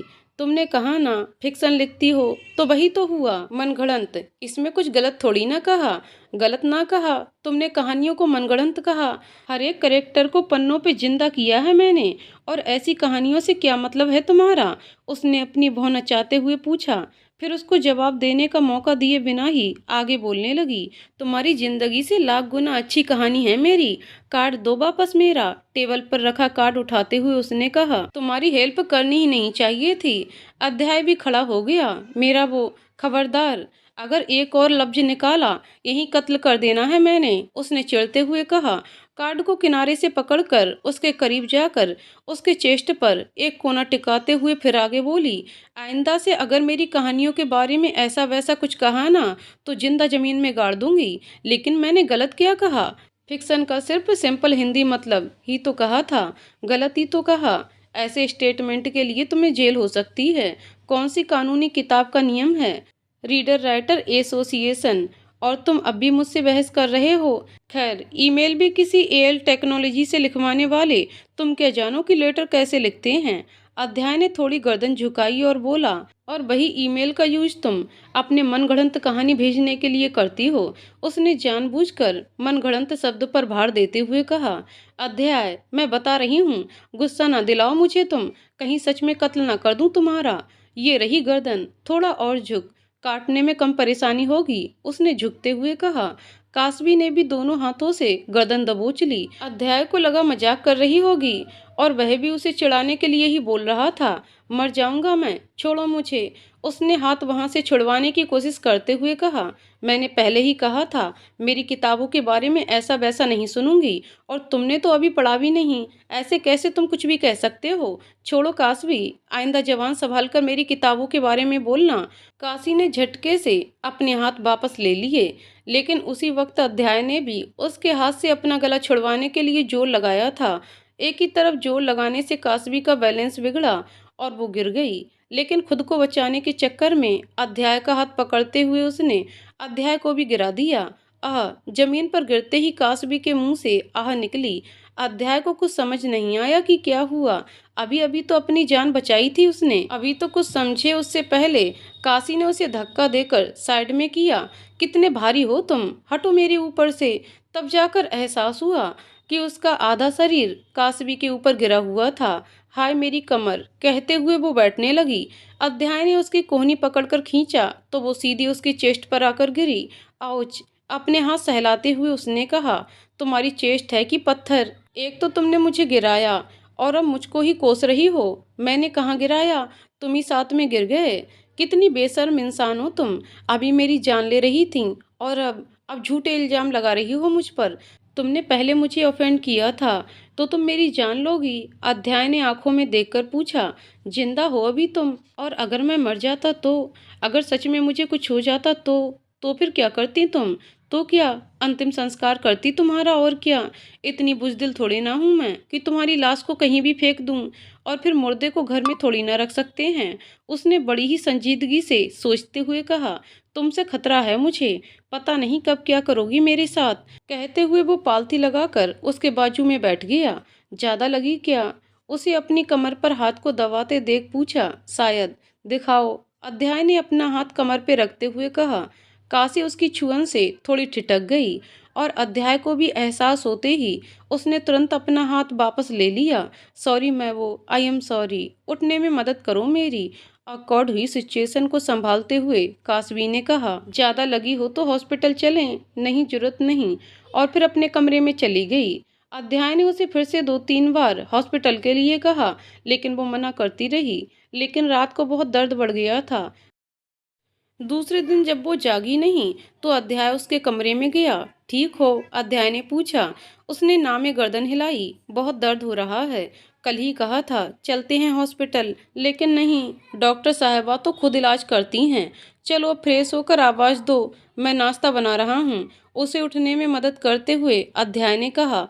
काश भी बाथरूम में चली गई तो वो भी किचन की ओर चला गया। 2-4 दिनों में काश भी ठीक हो चुकी थी, जबकि अध्याय अपनी कंपनी के कामों को लेकर आउट ऑफ कंट्री था। उसे गए हफ्ता बीत चुका था। बिल के पेपर्स देने के बाद कासवी की फैमिली वालों ने आगे कोई दिक्कत खड़ी नहीं की थी, जबकि अध्याय की फैमिली से तो सक्सेस पार्टी के बाद उसने कभी बात ही नहीं की थी। वो लोग कभी अध्याय के अपार्टमेंट में नहीं आते थे और न ही अध्याय उधर जाता। इनफैक्ट कासवी ने अध्याय को उनसे बात करते तक नहीं सुना था। आज कासवी कोई किताब और अलग अलग रंगों की मार्कर पेन लेकर बैठी थी, जिससे वो किताब में लिखी लाइंस हाईलाइट कर रही थी। कुछ देर बाद जब फोन चेक किया तो आधे घंटे पहले आई ईमेल देखकर उसका चेहरा पूरा खुशी से चमक उठा।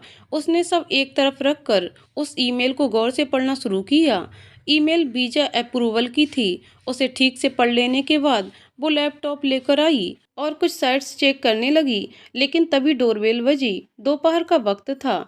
उसे लगा अध्याय होगा, लेकिन दरवाजे पे खड़े इंसान को देखकर वो थोड़ा झुंझलाई। वो मिस्टर अरोड़ा थे। कासवी उन्हें देख थोड़ी सी हैरान भी हुई। वो नहीं जानती थी कि बाप बेटे के बीच क्या चल रहा है। कुछ देर बाद अपने ख्यालों से बाहर आते हुए उन्हें अंदर आने के लिए रास्ता दिया। वो सोफे पर आकर बैठे तो कासवी ने अपनी चीजें समेटकर एक ओर रख दी, फिर पानी लाने के लिए अपने कदम किचन की ओर लिए। अध्याय कहाँ है? क्या इन्हें कंपनी के बारे में मालूम होगा?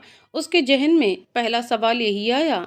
वो अपने काम से शहर से बाहर गया है। कैसा काम? उसकी जॉब के रिलेटेड कुछ था। कब तक लौटेगा? मुझे इस बारे में ख्याल नहीं है। क्यों, तुम्हें बताकर नहीं जाता वो? ऐसी बात नहीं है। लेकिन वो आगे बोल पाती उससे पहले ही फिर से घंटी बजी। अब कौन हो सकता है? कासवी ने मन ही मन सोचा। दरवाजा खोलकर देखा तो अध्याय था, जो कि काफी खुश दिख रहा था। लेकिन कासवी को नर्वस देख वो कुछ बोलने ही जा रहा था, लेकिन फिर सामने बैठे इंसान को देख वो रुक गया। आप यहाँ क्या कर रहे हैं मिस्टर अरोड़ा? आ गए तुम? तुम्हारी बीवी तो कह रही थी तुम शहर से बाहर गए हो और लौटने का पता नहीं। मुझे आपसे बात करने में कोई दिलचस्पी नहीं है। प्लीज मेरा और अपना वक्त बर्बाद ना करें। ठीक है, मैं तो सिर्फ तुम्हें देखने आया था। खैर, कंपनी बची हुई है तुम्हारी। मैं आपको जवाब देना जरूरी नहीं समझता। दरवाजा खुला है, आप जा सकते हैं। उसने अपने कमरे की ओर जाते हुए कहा। और हाँ, वापस यहाँ मत आना। आपके लिए ये दरवाजा अब बंद ही मिलेगा। और कासवी, दोबारा कभी इन्हें घर के अंदर मत बुलाना। फिर वो कमरे की ओर बढ़ गया। तुम्हें क्या लगता है अध्याय, बिजनेस इतना आसान काम है? कब कहाँ डूब कर रह जाओगे पता भी नहीं चलेगा। और तुम्हारे पास तो इतनी जान पहचान भी नहीं है कि। वो बोल रहे थे, लेकिन अध्याय ने उन्हें अनसुना कर जोर से पटक कर दरवाजा अपने पीछे बंद कर दिया।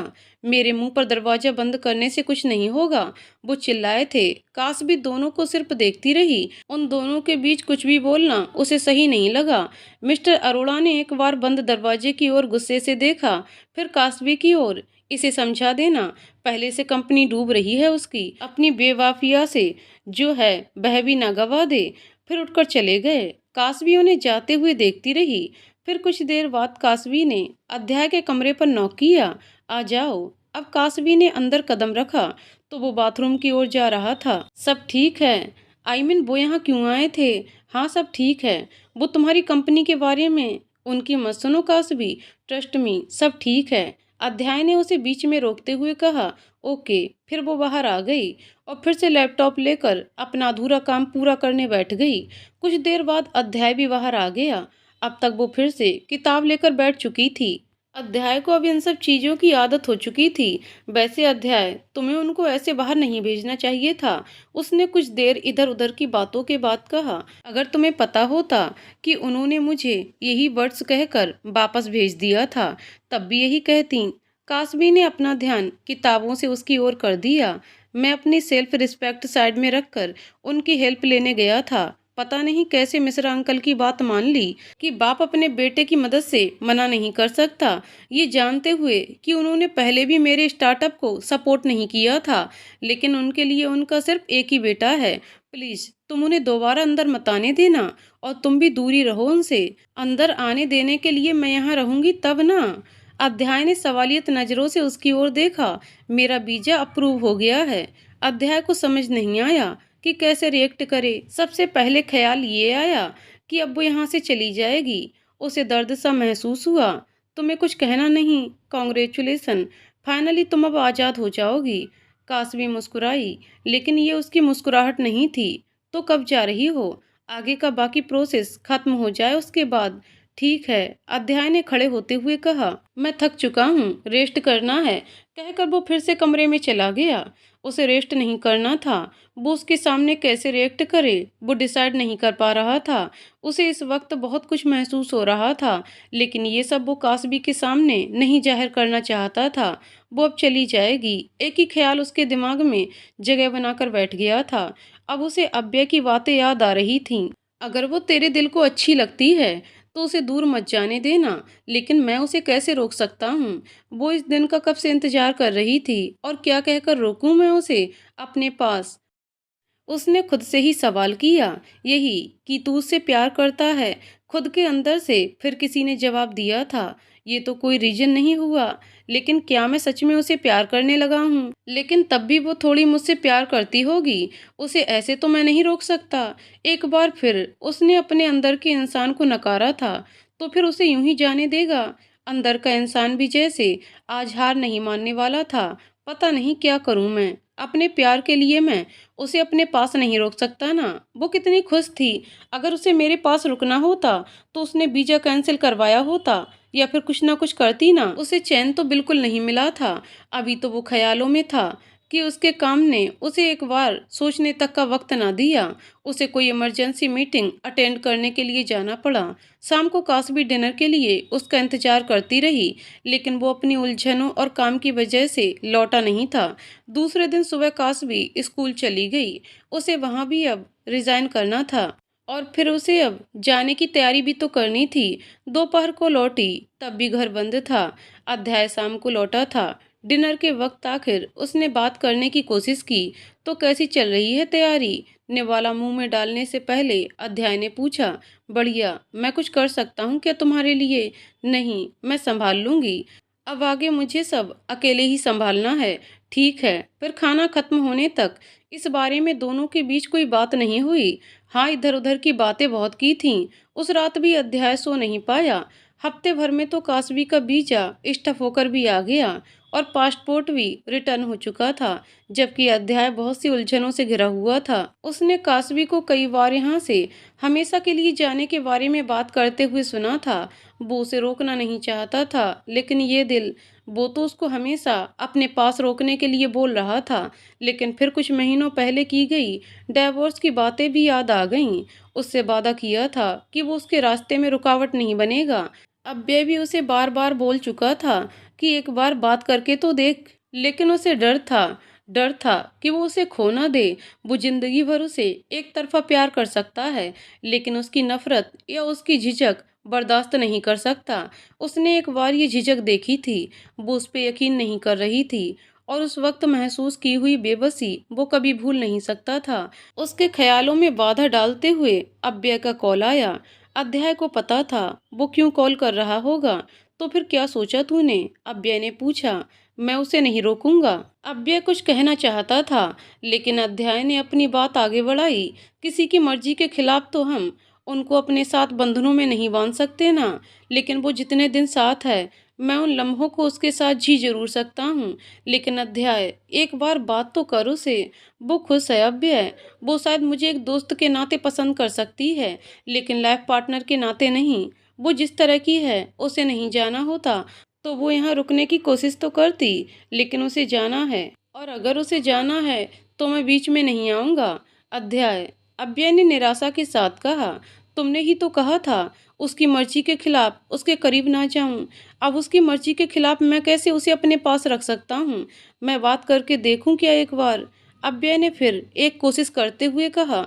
अव्यय, तू क्यों नहीं समझ रहा? वो मेरी किस्मत में नहीं है। मेरी किस्मत इतनी अच्छी कभी नहीं हो सकती। प्लीज तू उससे कुछ मत कहना। मैं उसकी और मेरी दोस्ती के बीच ऐसी चीजें लाकर दोस्ती खराब नहीं करना चाहता। ठीक है, अव्यय ने सांस छोड़ते हुए कहा। लेकिन तुझे किसी भी पल उसकी ओर से लगे कि वो तेरे साथ रहना चाहती है, तो अपनी बात उसी पल कह देना। अच्छा ठीक है, अभी फोन रख, मुझे कुछ काम निपटाने हैं। उसने जब कॉल काटी तो उसकी आंखें आधे चांद की रोशनी के तले आंसुओं से चमक रही थीं। 2 दिन बाद उसने कासबी को अपने साथ बाहर डिनर करने के लिए बोला, और वो मान भी गई। अध्याय ने अच्छा सा टाइम स्पेंड किया था उसके साथ, जैसे आगे की जिंदगी के लिए यादें बना रहा हो। अव्य उसे अब भी कई बार कह चुका था अपने दिल की बात कास्बी को बताने के लिए, लेकिन वो उसे अपने साथ बांधना नहीं चाहता था। और आज कास्बी जा रही थी और कुछ ही देर में उसकी फ्लाइट थी। वो कुछ ज्यादा ही इमोशनल हो चुकी थी। उसने कई बार इस देश से जाने के बारे में सोचा था। उसे एयरपोर्ट पर कोई सी ऑफ करने आएगा, वो कभी नहीं सोचा था। उसे यहाँ अच्छा लगता है, लेकिन वो यहाँ चैन से नहीं जी पाएगी। उसे अपनी जिंदगी सुकून से बितानी थी। मैं मिस करूंगी तुम्हें, आखिर जाने से पहले कासवी ने कहा। लेकिन अध्याय कुछ कह नहीं पाया। वो अंदर जाने लगी तो अध्याय ने उसे रोका और कुछ उसके हाथ में थमाया और कहा, मुझे याद रखना, और ये भी कि मैं हमेशा तुम्हें सपोर्ट करूंगा। कासवी ने अपने हाथ में रहे नन्हे बॉक्स से रेपर हटाकर खोला तो उसमें खूबसूरत सा नेक चेन और पेंडेंट था। लेकिन ब्रांड के नाम पर नजर गिरते ही उसने झट से उसे बंद करके वापस अध्याय के हाथों में थमा दिया। ये मैं नहीं ले सकती, पसंद नहीं आया। अध्याय की आवाज में निराशा झलक रही थी। नहीं, बहुत खूबसूरत है, लेकिन ये बहुत महंगा होगा। तुम्हें बेवजह मुझ पर ऐसे खर्च नहीं करने चाहिए। तुम्हें रुपए कहीं भी काम आ सकते हैं। फॉर गॉड सेक कासवी, ये मैंने तुम्हारे लिए खरीदा है, अपनी दोस्त के लिए, जिसके साथ मैंने बहुत दिन गुजारे हैं, अच्छे बुरे दिन, और तुमने मेरे लिए बहुत कुछ किया है। इसे मेरा थैंक यू समझ कर ही रख लो। फिर बाद में तुम्हें इसके साथ जो करना हो वो तुम कर सकती हो। मर्जी चाहे कहीं रख दो, किसी को दे दो, या एक्सचेंज करवाओ। उसने वो बॉक्स वापस उसके हाथ में रखते हुए कहा। कासवी कुछ देर उसे देखती रही। फिर उस बॉक्स को अपनी मुट्ठियों में बंद करते हुए उसने अध्याय को हक कर लिया। अध्याय 2 पल समझ नहीं पाया। फिर उसने भी अपने हाथ हल्के से उसके इर्द गिर्द लपेट लिए। कासवी ने गहरी सांस लेते हुए खुद की आंखें बंद की, जिनमें कुछ नरमाइश आ चुकी थी। यूएस आओगे तब मिलेंगे, कहकर वो अलग हुई। अब मुझे जाना चाहिए, देर हो रही है।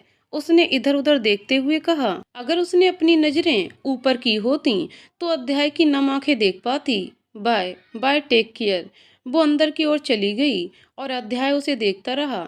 उसने एक बार भी पीछे मुड़कर नहीं देखा था। अध्याय भी पलटकर पार्किंग की ओर बढ़ गया, लेकिन दिल बहुत भारी हो गया था। बार बार ऐसा लग रहा था कि उसे जाने देकर वो गलती कर रहा था, लेकिन फिर उसके ख्यालों के बारे में सोचकर वो अपने दिल को समझा लेता था। एयरपोर्ट का शोर शराबा अब हल्के हल्के कम हो रहा था। सारी फॉर्मेलिटी खत्म कर प्लेन टेक ऑफ की तैयारी में था। कासवी ने अपने पास की एक बैग को ऊपर रख दिया था और एक छोटी बैग अपने पास लेकर बैठी थी। बाजू में कोई बूढ़ी अफ्रीकन आंटी बैठी हुई थी। पता नहीं क्यों उसकी चेस्ट पर बहुत भार सा महसूस हो रहा था। पहली बार प्लेन में बैठने का डर तो नहीं था ये। उसने अपनी आंखें बंद कर लीं। बी स्ट्रॉन्ग कासवी, उसने खुद से ही कहा। बाजू में बैठी बूढ़ी औरत ने उसके हाथ पर अपना हाथ रखकर उससे अंग्रेजी में कहा, कुछ नहीं होता, अभी कुछ पलों में प्लेन स्टेबल हो जाएगा। प्लेन तो स्टेबल हो जाएगा, लेकिन क्या मेरी जिंदगी कभी स्टेबल हो पाएगी? उसे तुरंत ख्याल आया, लेकिन उसने हल्के से मुस्कुराते हुए गर्दन हाँ में हिला दी और फिर से अपनी आंखें बंद कर लीं। आंखें बंद करते ही उसे एयरपोर्ट बाहर अध्याय के साथ की हुई बातें याद आ गईं। उसका हाथ अपने आप अपने गले के पास चला गया और जैसे कुछ ढूंढने लगा। उसके गले में वही लॉकेट था जो कुछ देर पहले अध्याय ने उसे दिया था। वो कैसे कह सकता है कि मैं इसके साथ जो करना चाहूँ वो करूँ, किसी को दे दूँ या यूं ही कहीं रख दूँ? मैं इसको अपने गले में भी तो पहन सकती हूँ। प्लेन अब स्टेबल हो रहा था। आंटी ने भी अपना हाथ वापस ले लिया था। फिर से एक बार वो अपनी गर्माहट उसके हाथ से चली गई और एक बार फिर से दिल को उसकी बाहों में मिली गर्माहट याद आ गई। उसने झट से अपनी आंखें खोल दी।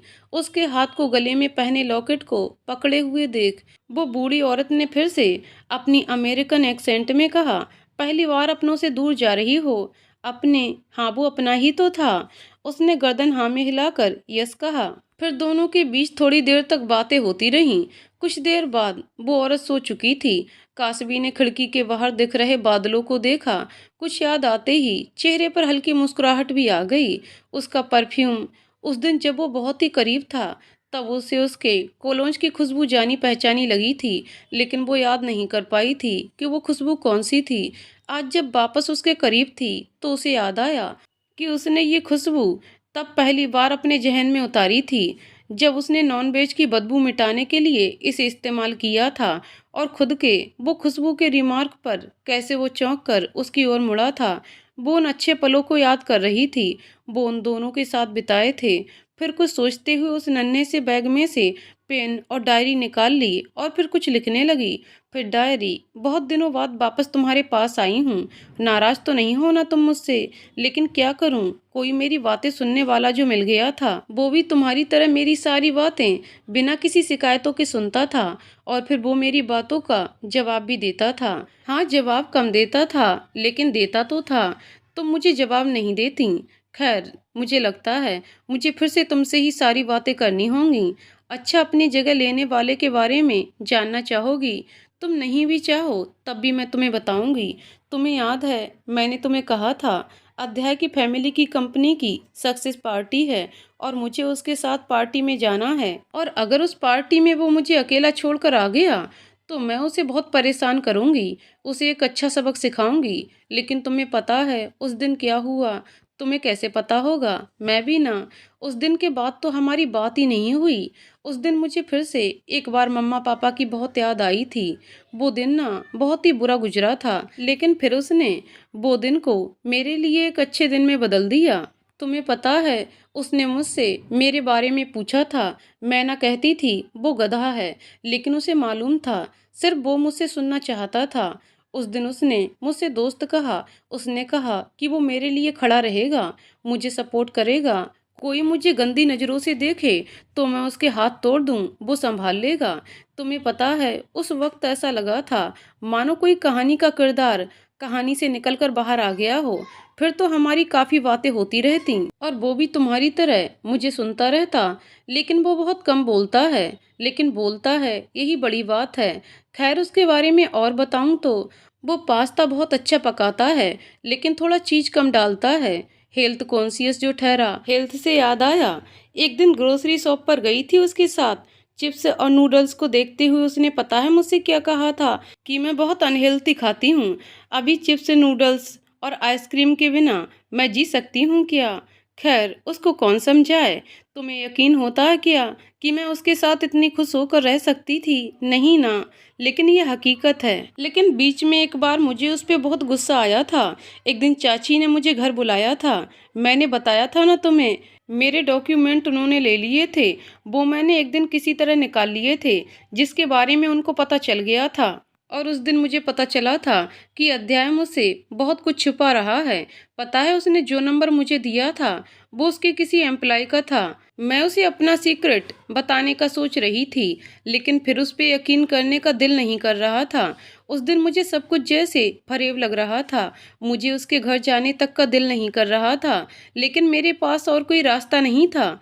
दूसरे दिन रोहन मुझे स्कूल से ज़बरदस्ती घर ले आया था। हाँ, वही डॉक्यूमेंट्स को लेकर बात करनी थी उनको, लेकिन फिर मुझसे उसे धक्का लग गया और उसने मुझे बेल्ट से पीटा भी था। लेकिन तुम्हें पता है, अध्याय ने बीच में आकर उसे रोक दिया था। उस दिन तो सच में वो मुझे कहानी से निकला हुआ किरदार लग रहा था। नहीं सिर्फ उसने रोहन को रोका, साथ में सबको मुझसे मिलने के लिए भी मना कर दिया, ये कहकर कि कोई उसकी बीवी को इस तरह ट्रीट करे वो उसे मंजूर नहीं, और उसकी मौजूदगी के बिना वो लोग मुझसे ना मिलें। उसने फिर मेरी बहुत केयर की थी, बहुत हेल्प की थी। और तुम्हें पता है, मुझे लगता था कि उस दिन उसने गुस्से में बोल दिया होगा कि मैं वहाँ अकेली नहीं जाऊँगी, लेकिन उसे सच में परवाह थी मेरी। उसने मुझे वहाँ मिश्रा अंकल के साथ भेजा था। अच्छा, मिश्रा अंकल ना लॉयर हैं। अब तुम सोचोगी कि लॉयर को लेकर क्यों गई थी। बताती हूँ। पानी पी लूं जरा, लिखते लिखते थक गई अब। उसने पूरी बोतल एक साथ गटक ली और फिर से पेन उठा लिया। हाँ, तो लॉयर अंकल इसलिए क्योंकि मम्मा पापा ने अपना सब कुछ मेरे नाम किया हुआ था। वो घर, कंपनी की कुछ पावर वगैरह, और दादू ने भी। इनके बारे में मुझे अपना डॉक्यूमेंट का फोल्डर अध्याय के कहने पर खोलने के बाद पता चला था। उस दिन मुझे एक बहुत बड़ी बात भी मालूम हुई थी, यही कि मम्मा पापा मेरे असली मम्मा पापा नहीं हैं। मुझे बहुत दर्द हुआ था, मैं बहुत रोई भी थी, लेकिन फिर मुझे अध्याय ने संभाल लिया था। उसने मुझे समझाया कि मुझे अपने जन्म देने वालों की बजाय बड़े करने वालों के बारे में सोचना चाहिए, खुश होना चाहिए कि मुझे इतने अच्छे पेरेंट मिले। अब बताओ, है ना वो एकदम कहानी के कैरेक्टर जैसा? फिर किस तरह मैं उसको पसंद किए बिना रह सकती थी? मैं उसकी बहुत इज्जत करती हूँ, बहुत ज़्यादा, और अब उसे पसंद भी करने लगी थी। लेकिन मैं भूल जाती हूँ कि हमारी शादी जो सिर्फ एक फॉर्मेलिटी थी, लेकिन दिल तो दिल है ना। पता है तुम्हें, एक दिन मैं बाहर गई थी अपने कलीग के साथ, बहुत देर हो चुकी थी और वो मुझे लेने भी आया था। कह रहा था खुद की गलतियां सुधार रहा है। तब मैंने उसकी आंखों को गौर से देखा था। पता है उसकी आंखें कितनी खूबसूरत हैं, उसके बाल भी। और जब वो सोकर उठता है तब की उसकी आवाज़ के बारे में तो मैं क्या ही कहूँ।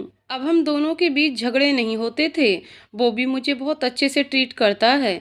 लेकिन प्रॉब्लम ये है कि मैं उसे पसंद करने लगी थी, जबकि वो मुझे नहीं पता वो मुझे दोस्त से बढ़कर कुछ समझता है भी या नहीं। शायद तो नहीं, क्योंकि एक दिन ना उसने एक प्यारा सा बुके खरीदा था। मैं उस वक्त उसके साथ ही थी। वो मुझे स्कूल छोड़ने आया था। वो कह रहा था कि क्लाइंट के लिए खरीदा था, लेकिन वो जिस तरह का प्रोफेशनल इंसान है, वो कैजुअल में तो क्लाइंट के पास कभी नहीं जाएगा। तो फिर वो झूठ ही बोल रहा होगा। इस बारे में मुझे अब तक पता नहीं चला है। मैंने एक दिन और कोशिश की थी। वो ना मुझे अपना कुशन और कप नहीं दे रहा था। बोलता है उसे चीज़ शेयर करना पसंद नहीं। वो फिर उन लम्हों को याद करने लगी। फ्लैशबैक। तुम कितने पॉसेसिव हो यार। मुझे तो उस लड़की पर तरस आ रहा है जो तुम्हारे साथ शादी के बाद रहेगी। इस बारे में तो तुमसे बढ़कर और कोई बता ही नहीं सकता। वो कैसे? टेक्निकली देखें तो तुम मेरी बीबी हो और मेरे साथ रहती भी हो। फ्लैशबैक एंड कास्बी के चेहरे पर मुस्कुराहट छा गई। वो कम बोलता है, लेकिन उससे जीतना बहुत मुश्किल है। उसने फिर से डायरी में लिखना शुरू किया, लेकिन ना वो मेरी कहानियों को ऐसी वैसी मनगढ़ंत कहानियां बोलता है। क्या इसके लिए मुझे उसे माफ़ करना चाहिए? उसे कैसे मालूम कि मेरी कहानियों के बारे में? हाँ, मैंने उसे इस बारे में भी बताया था। उसकी कंपनी को फंड की ज़रूरत थी और मेरे पास तो रुपए यूं ही पड़े थे। तो तब उसको बताया था कि ये रुपए कहाँ से आए, वरना वो उन्हें नहीं लेता। पता है उन दिनों में मैं पहली बार उसके बहुत ही करीब थी। मेरा दिल इतनी जोर जोर से धड़क रहा था कि मुझे कुछ समझ में नहीं आ रहा था। कमर पर लगी चोट की गहराई मुझे काफ़ी घंटे के बाद महसूस हुई। मैंने ना नोटिस किया है, जब भी वो मेरे करीब होता है तो दिल बहुत जोर से और तेजी से धड़कता है। आज भी जब उसे हक किया था ना, धड़कनें बहुत बढ़ गई थीं। पता है वो कुछ पल बहुत ही सुकून भरे थे, लेकिन मुझे तो अब उससे दूर जाना है। मैं उससे उम्मीद नहीं बांध सकती। वो एक दोस्त होने के नाते मेरी मदद करता आया है। ये बात और है कि मैं उसकी ओर खिंचाव महसूस करने लगी थी। काश बीजा थोड़ा लेट आता, मुझे उसके साथ रहने को वक्त मिल जाता। पता नहीं यार, मैंने हमेशा यहाँ से जाने का सोचा था, लेकिन आज जाने का दिल नहीं कर रहा था। मैं लास्ट मिनट तक यही सोच रही थी कि फ्लाइट कैंसिल हो जाए, लेकिन फिर मैं उसे उसकी मर्जी के खिलाफ उसे शादी में बांध कर नहीं रख सकती थी। पसंद है मुझे, लेकिन प्यार, क्या मैं बिना प्यार की शादी में रह पाऊंगी? शायद आगे चलकर मुझे उससे प्यार हो भी जाए, लेकिन उसका क्या? क्या वो मुझे प्यार कर पाएगा?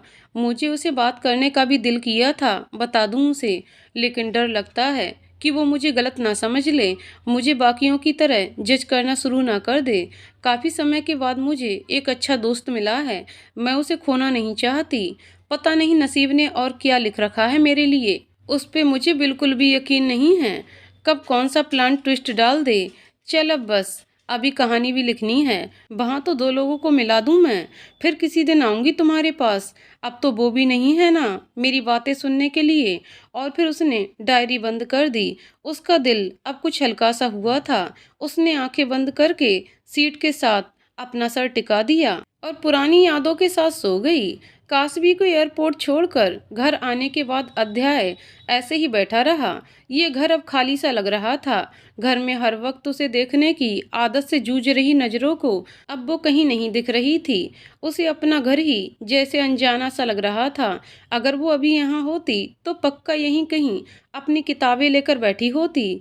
अध्याय के चेहरे पर मुस्कुराहट छा गई। कितनी पॉसेसिव है वो अपनी किताबों को लेकर। उफ, खैर उसका पोसेसिव होना भी जायज़ है, वे किताबें ही तो थीं आज तक उसके साथ। मैं कहाँ उसके साथ था और आगे भी कहाँ उसके साथ रह पाऊंगा। कभी कभी सोचता हूँ इंसान ना होकर उसकी किताब का कोई किरदार होता तो बेहतर होता, उसकी मोहब्बत का हिस्सा तो बन पाता। अध्याय ने हल्के से उसका कमरा खोला। उसकी कुछ किताबें अब भी वहीं कपबोर्ड में थीं जो वो लगेज के साथ लेकर नहीं जा पाई थी। उसके कमरे से अब भी उसकी महक आ रही थी। अध्याय कुछ देर खाली कमरे को यूं ही ताकता रहा। काश मैं तुम्हें रोक पाता, उसने गहरी सांस छोड़ते हुए कहा। तुम सच कहती हो, नसीब से क्रूएल राइटर और कोई नहीं। उसे वो दिन याद आया जब एक दिन वो यूं ही बैठे बैठे किताबों की बात कर रही थी। तुम्हें पता है अध्याय, मैंने बहुत किताबें पढ़ी हैं, लेकिन अगर कोई मुझसे पूछे कि मैंने पढ़ी सबसे क्रूएल राइटर कौन है, तो मेरा जवाब होगा नसीब। लोग ना पन्नों पे बेजान किरदारों को जिंदा करते हैं, वो बेरहम जिंदा किरदारों को बेजान बना देती है। तुम बहुत डीप सोचती हो कासवी। अध्याय ने एक बार फिर से वही लफ्ज दोहरा दिए जो उसने उस दिन कहे थे, फिर भारी दिल और कदमों के साथ अपने कमरे की ओर चला गया। 2.5 महीने बाद धूप से निकलती केसरी किरणें बर्फ को चीरते हुए उनमें से गुजर रही थीं। कुछ बिल्डिंग और बीच से गुजरते हुए रास्ते दोनों ही कई रूप रंग और देशों के लोगों से भरे हुए थे।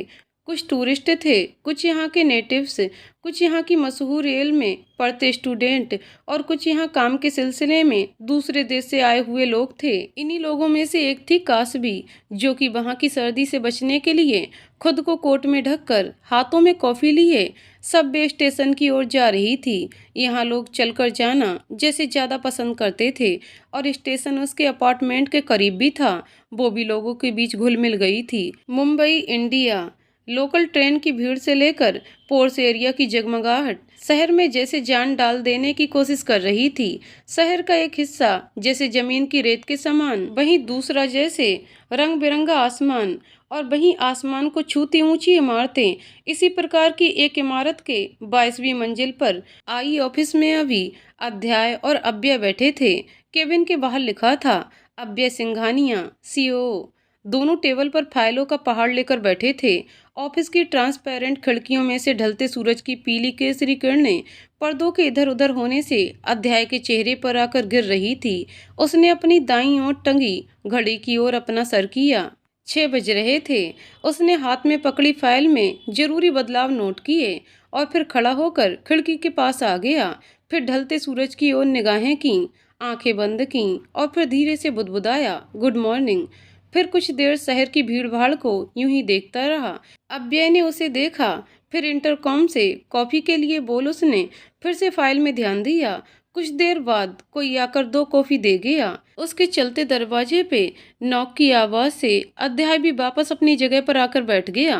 कॉफी का एक कप अपने हाथ में लेते हुए अव्यय ने कहा, इस हफ्ते फिर न्यूयॉर्क जा रहा है? हाँ, सोच रहा हूँ साथ में कंपनी भी विजिट कर लूँ। और उसे नहीं विजिट करना? मैं न्यूयॉर्क जा रहा हूँ, न्यू हेवन नहीं। घंटे 2 घंटे भर का तो रास्ता है, देखूंगा। ये काम मुझे उसे याद करने तक का वक्त नहीं देता।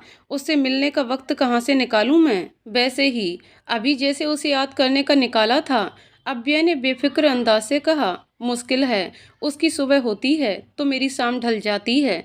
कभी लगता है मानो वो नॉर्थ पोल और मैं साउथ पोल हूँ जो कभी नहीं मिल सकते। कुछ महीनों की तो बात है, तू भी वहीं शिफ्ट हो जाएगा।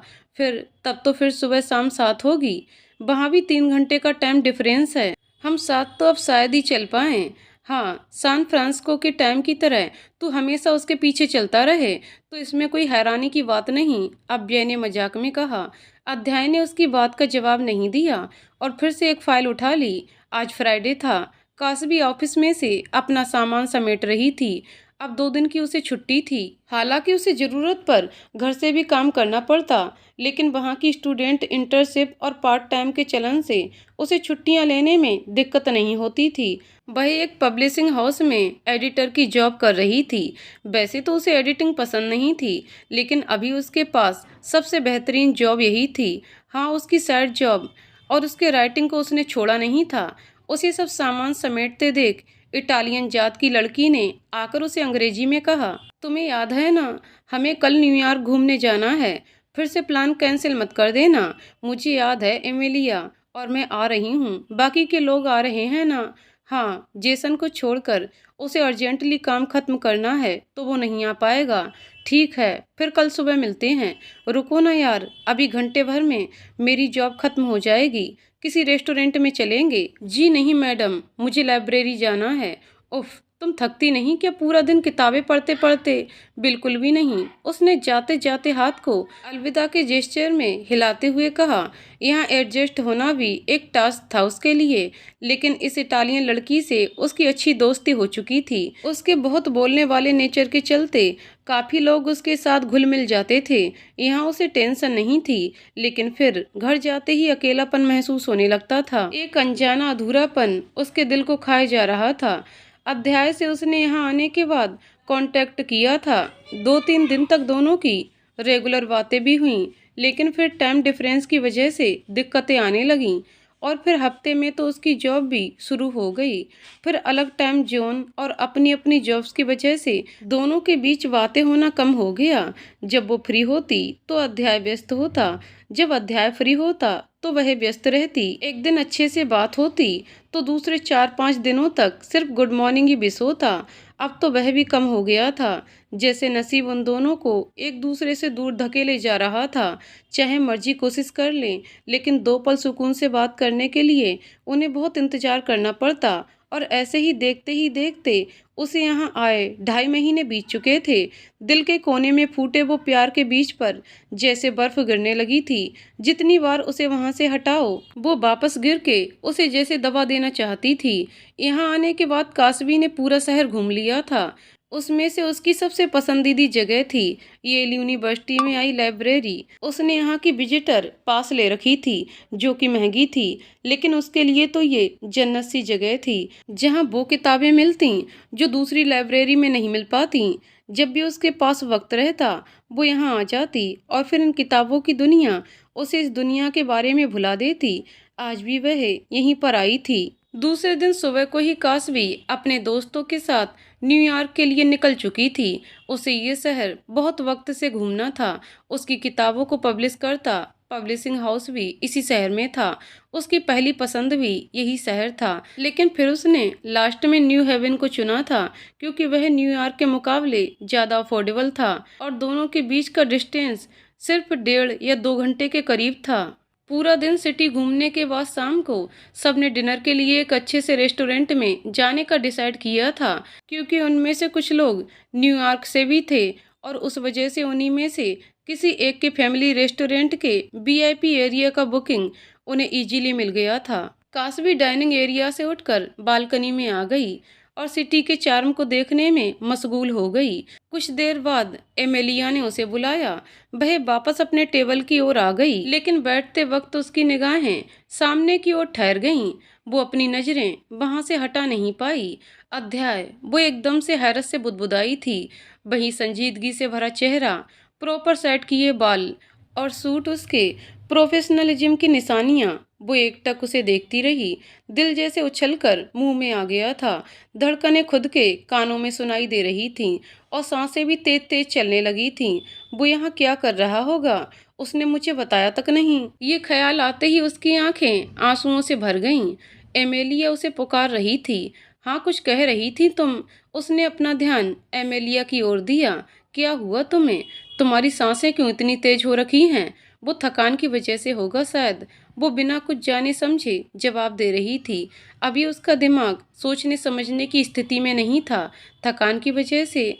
एमेलिया ने उसे हैरत से देखा। वो मुझे कभी कभार होता है, ठीक हो जाऊंगी, उसने हल्के से मुस्कुराते हुए कहा। वो चाहकर भी उन लोगों पे अपना ध्यान नहीं दे पा रही थी। उसकी नज़र बस एक ही ओर जा रही थी। दोनों एरिया को ग्लास पार्टीशन से अलग किया हुआ था। वीआईपी एरिया था तो नॉइस कलेक्शन भी था, जिसके चलते एक सेक्शन की आवाज़ दूसरे में नहीं जा सकती। पर्दे भी थे, लेकिन अभी वह खुले थे, जिसके चलते दूसरे सेक्शन में बैठे लोग दिखाई दे रहे थे। अध्याय को ऐसा लगा मानो कोई उसके जहन को देख रहा हो। उसने नजरें आसपास घुमाईं और उसकी नजरें जानी पहचानी सी वो कत्थई आंखों को देखते ही उन पर ठहर गईं। उसका दिल जैसे धड़कना भूल गया था। 2 पल के लिए उसको कुछ समझ ही नहीं आया, लेकिन फिर हकीकत याद आते ही उसने खुद को संभाला और फिर से अपने आगे बैठे लोगों पर ध्यान दिया, लेकिन वह अपना पूरा ध्यान नहीं दे पा रहा था। 2.5 महीने के बाद देखा था उसे, दिल कर रहा था कि उसे अपनी बाहों में समा ले, बता दे उसे कि वो क्या महसूस करता है। वो भी उसे एकटक देखे जा रही थी। इन कांच के ग्लास के बीच से भी उसकी आंखों में दिख रही नाराजगी वो देख सकता था, लेकिन वो नाराजगी उसके लिए थी, ये उसे नहीं पता था। बड़ी मुश्किल से उसने अपना ध्यान फिर से डिस्कशन में लगाया, लेकिन बीच में तो ध्यान उसकी ओर चला ही जाता। करीबन घंटे बाद उसके साथ में बैठे हुए लोग खड़े हुए। वो भी उन्हीं के साथ लिफ्ट तक गया, लेकिन फिर वापस वहीं आ गया जहां वो लोग पहले बैठे थे। फिर कासबी जिस ओर थी वहां देखा तो वो लोग मजाक मस्ती में व्यस्त थे। आधे घंटे बाद वो सब भी खड़े हुए। अध्याय की नजरें कासबी के ऊपर टिकी थीं। वो अब बाकी लोगों से कुछ कह रही थी। वो कुछ देर तक उन्हें कुछ समझाती रही। उसके बाद एक लड़की उसके गले मिली और फिर वो वहां से बाहर की ओर चली गई। अध्याय भी वहां से निकल गया। वो रेस्टोरेंट के ग्राउंड फ्लोर पर आए गार्डन कैफे में जाकर बैठ गई। उसे लग रहा था कि अध्याय उसका इंतजार कर रहा है। 2 मिनट बाद वो उसे ढूंढता हुआ आया था। अध्याय उसके पास गया। उसके साथ नजरें एक होते ही वही शिकायतें दिखीं जो कुछ देर पहले दिख रही थीं। कैसी हो? ठीक हूँ। घूमने आई थी? हाँ। लगता है न्यू हेवन तुम्हें रास नहीं आया, उसने कहा तो कासबी ने सिर्फ नजरें उठाकर अध्याय की ओर देखा। बकबक करने की आदत जो कम हो चुकी है तुम्हारी। तुम्हें क्या? तुमसे क्यों बात करूं मैं? तुम यहाँ मुझसे मिलने थोड़ी ही आए थे। ओह, तो इस बात की नाराजगी है? अध्याय ने मन ही मन सोचा। काम से आया था कासबी, वक्त रहता तो पक्का तुम्हें बताता, यानी मुझे बिना बताए ही जाने वाले थे। उसकी आंखों से एक आंसू गिर गया। पता नहीं क्यों वो इतनी इमोशनल हो रही थी। रो क्यों रही हो तुम? उसे रोता देख अध्याय ने पूछा। अच्छा नहीं लग रहा है क्या? यहाँ कुछ दिक्कत है? उसे रोता देख अध्याय को जैसे अचंभा हुआ था। कासबी ने अपने आंसू साफ किए, फिर अध्याय की ओर देखा, फिर बड़े ही शांत और स्थित लहजे में कहा नहीं, लेकिन उसकी आंखों में देखते ही फिर आंखें नम हो गईं। अच्छा चलो कुछ देर बाहर चलते हैं। मुझे नहीं आना, मैं थक चुकी हूँ। अच्छा तो यहीं बैठकर बातें करें। कासबी ने जवाब नहीं दिया तो अध्याय ने बात की शुरुआत करते हुए कहा, काफी दोस्त बना लिए तुमने, अब तो मुझे याद भी नहीं करती होगी तुम। मैं तुम्हें कभी नहीं भूल सकती अध्याय, उसने अध्याय की आंखों में देखते हुए कहा। अध्याय को आंसुओं से भरी उसकी आंखें आज कुछ अलग सी लग रही थीं। चलो अच्छी बात है, फिर आगे कुछ बातें हों उससे पहले अध्याय की कॉल बजी। कासवी का दिल किया इस फोन को कहीं फेंक दे। अभी देर है वैभव। नहीं, मैं पहुंच जाऊंगा तब तक, अभी मुझे डिस्टर्ब ना करो। इतना कहने के बाद उसने कॉल काट दी। कासवी को लगा शायद उसे कुछ काम हो। कोई काम है? नहीं तो फिर किस बात के लिए देरी हो रही है तुम्हें? सैन फ्रांसिस्को जाना है कंपनी पर। तुम्हारी कंपनी? वो सैन फ्रांसिस्को में है? कासवी ने अब हैरत से पूछा। हाँ, वहाँ जाने के लिए तो वक्त लगेगा। फ्लैट से जाना है? हाँ। कब है फ्लैट? अभी 2-3 घंटे में। तुम पागल हो क्या अध्याय? तुम्हारी फ्लैट है और तुम यहाँ मेरे साथ आराम से बैठे हो। ये बात तुम मुझे बता सकते थे ना। तुम इतने गैर जिम्मेदार कब से हो गए? कासबी ने एक सांस में बोलना शुरू किया। अगर चला जाता तो तुम नाराज नहीं हो जाती। उसके आगे बोलने से पहले अध्याय ने कहा, ओह गॉड अध्याय, तुम बता सकते थे ना मुझे ये। अब बैठे क्यों हो? उठो यहाँ से। कितना ट्रैफिक होगा? अगर फ्लाइट मिस हो गई तो? वो उसे डांटे जा रही थी। रिलैक्स कासवी, लगेज कहाँ है तुम्हारा? उसे भी तो लेना होगा। कितनी देर लगेगी यहाँ से एयरपोर्ट पहुँचने में? कासवी शांत हो जाओ। कैसे शांत हो जाऊँ अध्याय? अगर फ्लाइट मिस हो जाएगी तो तुम्हारे साथ न्यू हेवन चलूंगा। मजाक ना करो। जब कासवी को लगा कि वो वहां से ऐसे नहीं उठेगा तो उसने वहां से उठते हुए कहा, तुम्हें क्या मैं इतना बुरा लगता हूँ? अध्याय ने उसके पीछे आते हुए कहा। कासवी के कदम ठहर गए, फिर वो वापस चलने लगी। फिर बाहर आकर कैब को रुकवाया। मैं तो सोच रहा था हम बैठकर बातें करेंगे, लेकिन तुम तो मुझे यहाँ से भेज रही हो। अध्याय ने सांस छोड़ते हुए कहा। कासवी कैब में बैठ गई। अध्याय ने उसकी ओर देखा। वो जिद्दी, उसकी एक नहीं सुनने वाली अब। वह भी उसके बगल में बैठ गया। कैब में खामोशी बिछी रही। फिर अचानक से अध्याय ने पूछा, कभी न्यू हेवन से कहीं और शिफ्ट होने का इरादा है? हाँ, नरक में, कासबी ने कटाक्ष में कहा। ओह वाह! क्या जगह बताई है तुमने। अध्याय ने उसी टोन में कहा। मैं अब भी तुमसे नाराज हूँ। तुमने मुझे बताया तक नहीं। कासवी ने एक बार फिर कहा। ट्रस्ट मी, मैं काम में बिजी था और मुझे लगा तुम्हारे पास भी वक्त नहीं होगा। तुम्हारे लिए इतना वक्त तो निकाल ही लेती मैं। खुश हो ना तुम यहाँ? अध्याय ने फिर एकदम से संजीदगी से पूछा। कासवी ने उसकी ओर देखा। उसकी आंखें खुद के लिए फिक्र दिखा रही थीं। उसने गर्दन हाँ में हिलाई। कभी कभी तुम्हारी याद आती है। इंडिया की याद भी आ जाती है। तुम सच में याद करती हो मुझे? किसी को झूठा कैसे याद किया जा सकता है? अध्याय हंस दिया। मैं भी तुम्हें याद करता हूँ। कासवी के चेहरे पर मुस्कुराहट छा गई। पता नहीं क्यों यहाँ कुछ अधूरा सा लगता है। फिर उसने खिड़की के बाहर देखते हुए कहा। अध्याय ने उसकी बातों को सुना लेकिन जवाब नहीं दिया। जैसे एयरपोर्ट नजदीक आ रहा था, साथ ही में ये ख्याल भी फिर से दिमाग में आने लगा कि वो चला जाएगा। न जाने फिर कब मिलेगा। एयरपोर्ट का एरिया आ गया तो कासवी ने हवा में बिखरे बालों को समेटकर जूड़ा बना लिया। फिर अध्याय की ओर मुड़ी। फिर कब आओगे? वो कुछ डिसाइड वो बोलते बोलते रुक गया। उसकी नज़र कासवी के गले पर ठहर गई, जो कि बाल बांधते वक्त निकाल लिए गए स्कार्फ की वजह से अब दिख रहा था। खुले गले की वजह से उसमें पहनी नेक चैन भी साफ दिख रही थी। तुमने इसे पहना हुआ है? उसकी आंखें हैरत और खुशी से चमक उठी। हाँ, अब तुमने खरीद कर दिया है तो पहनना तो पड़ेगा, पहनना तो पड़ेगा। अध्याय की सुई इन लफ्ज पर अटक गई। कासवी, उसने कहा। उसकी आवाज एकदम संजीदगी से भरी और शांत थी। कासवी ने उसकी ओर देखा। तुम मुझसे आजाद हो कासवी। मैं कभी भी तुम्हें अपने साथ बांध कर नहीं रखूंगा। तुम इसे नहीं पहनना चाहती तो मत पहनो। मुझे कुछ देना था तो मैंने दिया था। अब तुम इसके साथ क्या करोगी वो तुम्हारी मर्जी। उसकी आवाज़ संजीदगी से अब थोड़ी निराश और अनजान सी बनती जा रही थी। मेरा वो मतलब नहीं था अध्याय। मैं समझ सकता हूँ तुम्हें। उसकी आंखें नम हो रही थीं। सीने में जैसे कुछ टूटा था। गले में अचानक से खराश बन गई थी। उसने गला साफ किया और फिर कहा। तुम अगर किसी के साथ आगे बढ़ना चाहोगी तब भी नहीं। जितनी ठेस उसे पहुंची थी उतनी ही उसके शब्दों ने कासवी को पहुंचाई थी। अध्याय, तुम बात को गलत समझ रहे हो। मैंने बस वो मजाक में कह दिया। ये मुझे अच्छा लगता है, तुम्हारी याद दिलाता है, इसीलिए मैंने पहना है। उसने एक बार अध्याय की ओर देखा। जब से तुमने इसे दिया था तब से पहना है। इसे एक बार भी नहीं उतारा। अगर नापसंद होता तो अब तक क्या इसे गले में पहनकर घूमती? उसे अपने लफ्जों की समझ नहीं थी कि वो क्या कह रही थी। इस वक्त वो बस अध्याय का भरोसा चाहती थी। एयरपोर्ट आ चुका था। पता नहीं क्यों छोटी सी बात भी ऐसे चुभ रही थी मानो गहरी चोट हो। टैक्सी से उतरकर दोनों चुपचाप खड़े थे। अध्याय ने कासवी को पुकारा। कासवी, उसने नजरें अध्याय की ओर की।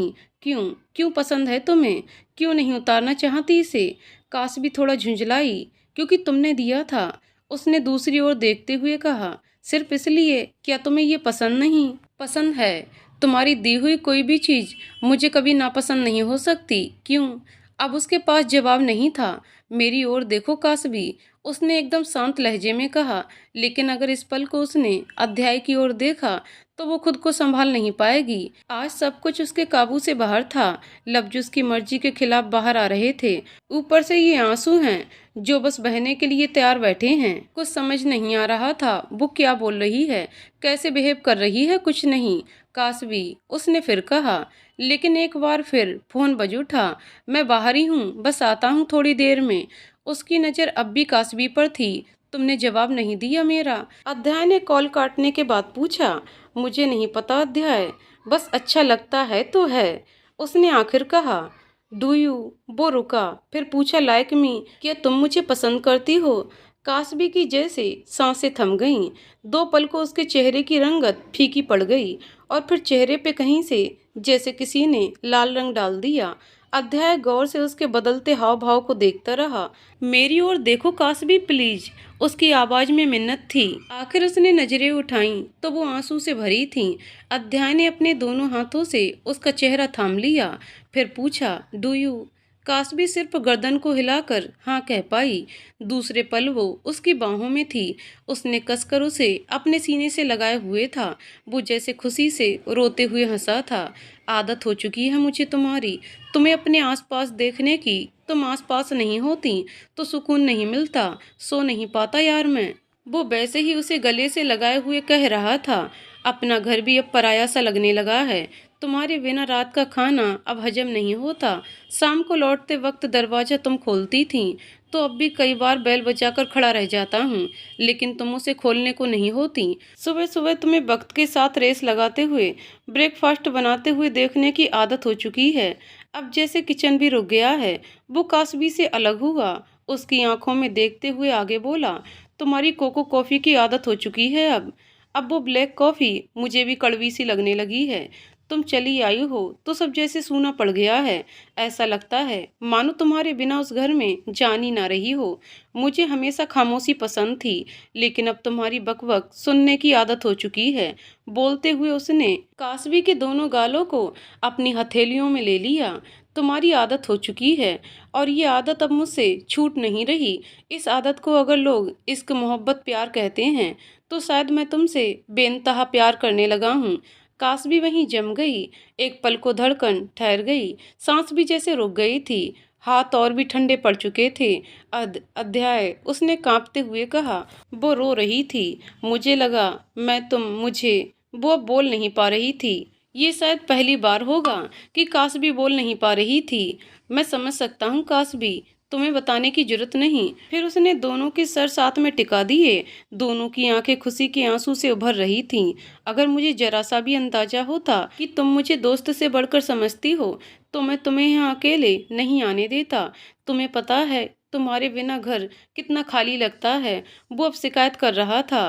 काश भी उसके सीने से जा लगी। फिर अपने लफ्जों को खोजते हुए उसने कहा, तुम मेरे लिए किसी कहानी के किरदार जैसे हो, एकदम फरिश्ता। कैसे ना प्यार करती मैं तुम्हें। कासबी ने कह तो दिया, लेकिन फिर उसका ध्यान अपने शब्दों पर गया। प्यार। उसने अपना चेहरा और उसके सीने में छिपा लिया।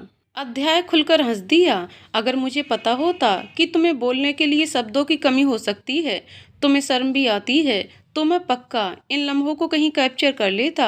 आखिरकार ऑथर कासबी के पास शब्दों की कमी हो, ये तो एक बहुत ही रेयर केस वाली बात हो गई। अध्याय ने मजाक करते हुए कहा। तो कासबी ने अपने हाथ मुट्ठियों में बांधकर उसके सीने पर दे मारा। फिर उसको अलग किया और उसके आंसुओं को पोंछते हुए उसके गालों को खींचकर बोला, तुम ना बोलते हुए ही अच्छी लगती हो। कासबी उसे कुछ कहने जा रही थी, फिर से फोन बज उठा। आ रहा हूँ, कितनी बार कॉल करोगे तुम, कहकर उसने कॉल काट दी। कासबी ने भी समय की नजाकत को समझते हुए पूछा, कब वापस आओगे। मैं 2 महीने में यहाँ शिफ्ट हो रहा हूँ। कासबी का चेहरा खुशी से खिल उठा। जिंदगी गुजार पाओगी मेरे साथ। अध्याय ने उसकी आंखों में देखते हुए पूछा, तुम मेरी बकबक सुन पाओगे। कासबी ने जवाब में सवाल किया। कोई शक। अध्याय ने अपनी भौं चुकाते हुए पूछा। नहीं। कासवी ने एक बार और उसके सीने से लगते हुए कहा। मुझे भी अब तुम्हारी आदत हो चुकी है अध्याय, जल्दी आ जाना, वो कह रही थी। अध्याय ने उसके बालों को सहलाया। मुझे भी। और एक बार फिर किस करके अपने सीने से लगाया। इंतजार करना, ठीक है, अध्याय ने उसकी आंखों में देखते हुए कहा। कासवी ने तुरंत 2-3 बार सर हाँ में हिला दिया। ख्याल रखना। जाने से पहले एक बार उसने फोरहेड पर किस करते हुए उससे कहा था। कासबी उसे जाता हुआ देखती रही। उसका चेहरा सुकून से भरा था। उसने अपने गले में लटक रहे लॉकेट को छुआ और फिर कदम टैक्सी स्टैंड की ओर लिए। बाहर अचानक से हल्की बर्फ गिरने लगी थी, लेकिन प्यार का बीज अब मजबूत होकर बर्फ की चादर को हटाए बाहर आ चुका था। अभी तो उस पे 2 पत्तियों की शुरुआत हुई थी, जिसमें से पूरा पेड़ बनना था। 5 साल बाद खूबसूरत सा सजाया घर रात के अंधेरे के चलते बल्ब से जगमगा रहा था। पूरे घर की डेकोरेशन इतने अच्छे से की हुई थी कि पहली नज़र उसे देखने वाला इंसान उसकी तारीफ किए बिना रह ना पाए। सब चीज़ें अपनी जगह पर थीं, लेकिन कुछ खिलौने इधर उधर गिरे पड़े थे। इनके बीच अध्याय ड्राइंग रूम में बैठकर अपना काम कर रहा था। 5 साल में वो बिल्कुल भी नहीं बदला था। वो अपने काम में व्यस्त था। तभी नन्हा सा लड़का और एक लड़की अपने नन्हे पैरों से दौड़ते हुए अध्याय के पास आए। पापा पापा, स्टोरी टाइम। उन 2.5 से 3 साल के बच्चों ने तोतली आवाज में कहा था। अध्याय ने भी तुरंत अपना काम बंद कर दिया। फिर दोनों को उठाते हुए बोला, ओके लेट्स गो। अध्याय दोनों बच्चों को बेड पर लिटाने के बाद कहानी की किताब लेकर बैठा। ये वाली नहीं पापा, लड़की ने किताब देखकर कहा। जब दूसरी किताब लेकर आया तो लड़के ने मना कर दिया। अच्छा तुम ही बता दो कौन सी कहानी सुनोगे? नई कहानी, दोनों ने एक साथ जवाब दिया। हाँ लेकिन कौन सी नई कहानी? हमें नहीं पता। इस बार बच्ची ने कहा था। प्रिंसेस, अगर तुम्हें नहीं पता तो फिर किसको पता है? मम्मा को, लड़के ने झट से कहा। मम्मा कह रही थी पापा को। वो याद करने लगा कि उसकी माँ ने क्या कहा था। हाँ मंददम स्टोरी आती है क्या? अध्याय को कुछ समझ नहीं आया। मम्मा मम्मा, दोनों बच्चों ने पुकार लगाई। क्या हो गया? क्यों शोर मचा रहे हो दोनों? बालों को जूड़े में बांधते अंदर आते हुए कासबी ने पूछा। पापा को कहानी नहीं पता, लड़के ने निराशा से कहा। क्यों भाई, कहानियाँ तो कितनी सरल होती हैं, और फिर मनगढ़ंत कहानियाँ तो यूं ही बन जाती हैं ना। उसने अध्याय की ओर देखते हुए कहा। सुनाएंगे ना तुम्हें, तुम्हारे पापा, इनको बहुत आती हैं। उसने फिर से बच्चों को प्यार से कहा। सुनाओ सुनाओ, उसने अध्याय की ओर देखते हुए कहा। फिर आगे बोली। तब तक मैं एक असली कहानी लिखकर आती हूँ। अध्याय आंखें फाड़े हुए उसे देखता रहा। ये लड़की एक मौका नहीं छोड़ती उसे ताना मारने के लिए। उसने गहरी सांस छोड़ दी। पापा सुनाओ ना, बच्ची ने फिर से कहा। अच्छा पापा मम्मा की कहानी सुनोगे? उसने थोड़ा जोर से कहा। कासवी, जो अभी गई थी, वो भागती हुई वापस आई। ये आदमी भी ना बच्चों को कोई लव स्टोरी सुनाता है क्या? ये लोग फिर कुछ भी कहीं बोल देते हैं, कोई जरूरत नहीं है, कहकर उसने बच्चों के कंफर्टर सही किए और फिर कहानी सुनाने लगी। अध्याय ने उसकी ओर देखकर आई बिंग की और वो भी वहीं लेट गया। बच्चों को कहानी सुनाते हुए कासवी भी वहीं सो चुकी थी। दूसरे रूम में खुले पड़े लैपटॉप की स्क्रीन कासवी की नई किताब का एक पन्ना दिखा रही थी, जो कुछ इस तरह का था। समर्पण, हमारे जीवन के नए अध्याय को। तो दोस्तों कहानी यहीं पर समाप्त होती है। दोस्तों आपको कहानी कैसी लगी कमेंट करके जरूर बताइएगा। कहानी पसंद आई हो तो वीडियो को लाइक शेयर करें और चैनल को सब्सक्राइब करें। कहानी को पूरा सुनने के लिए बहुत बहुत धन्यवाद दोस्तों।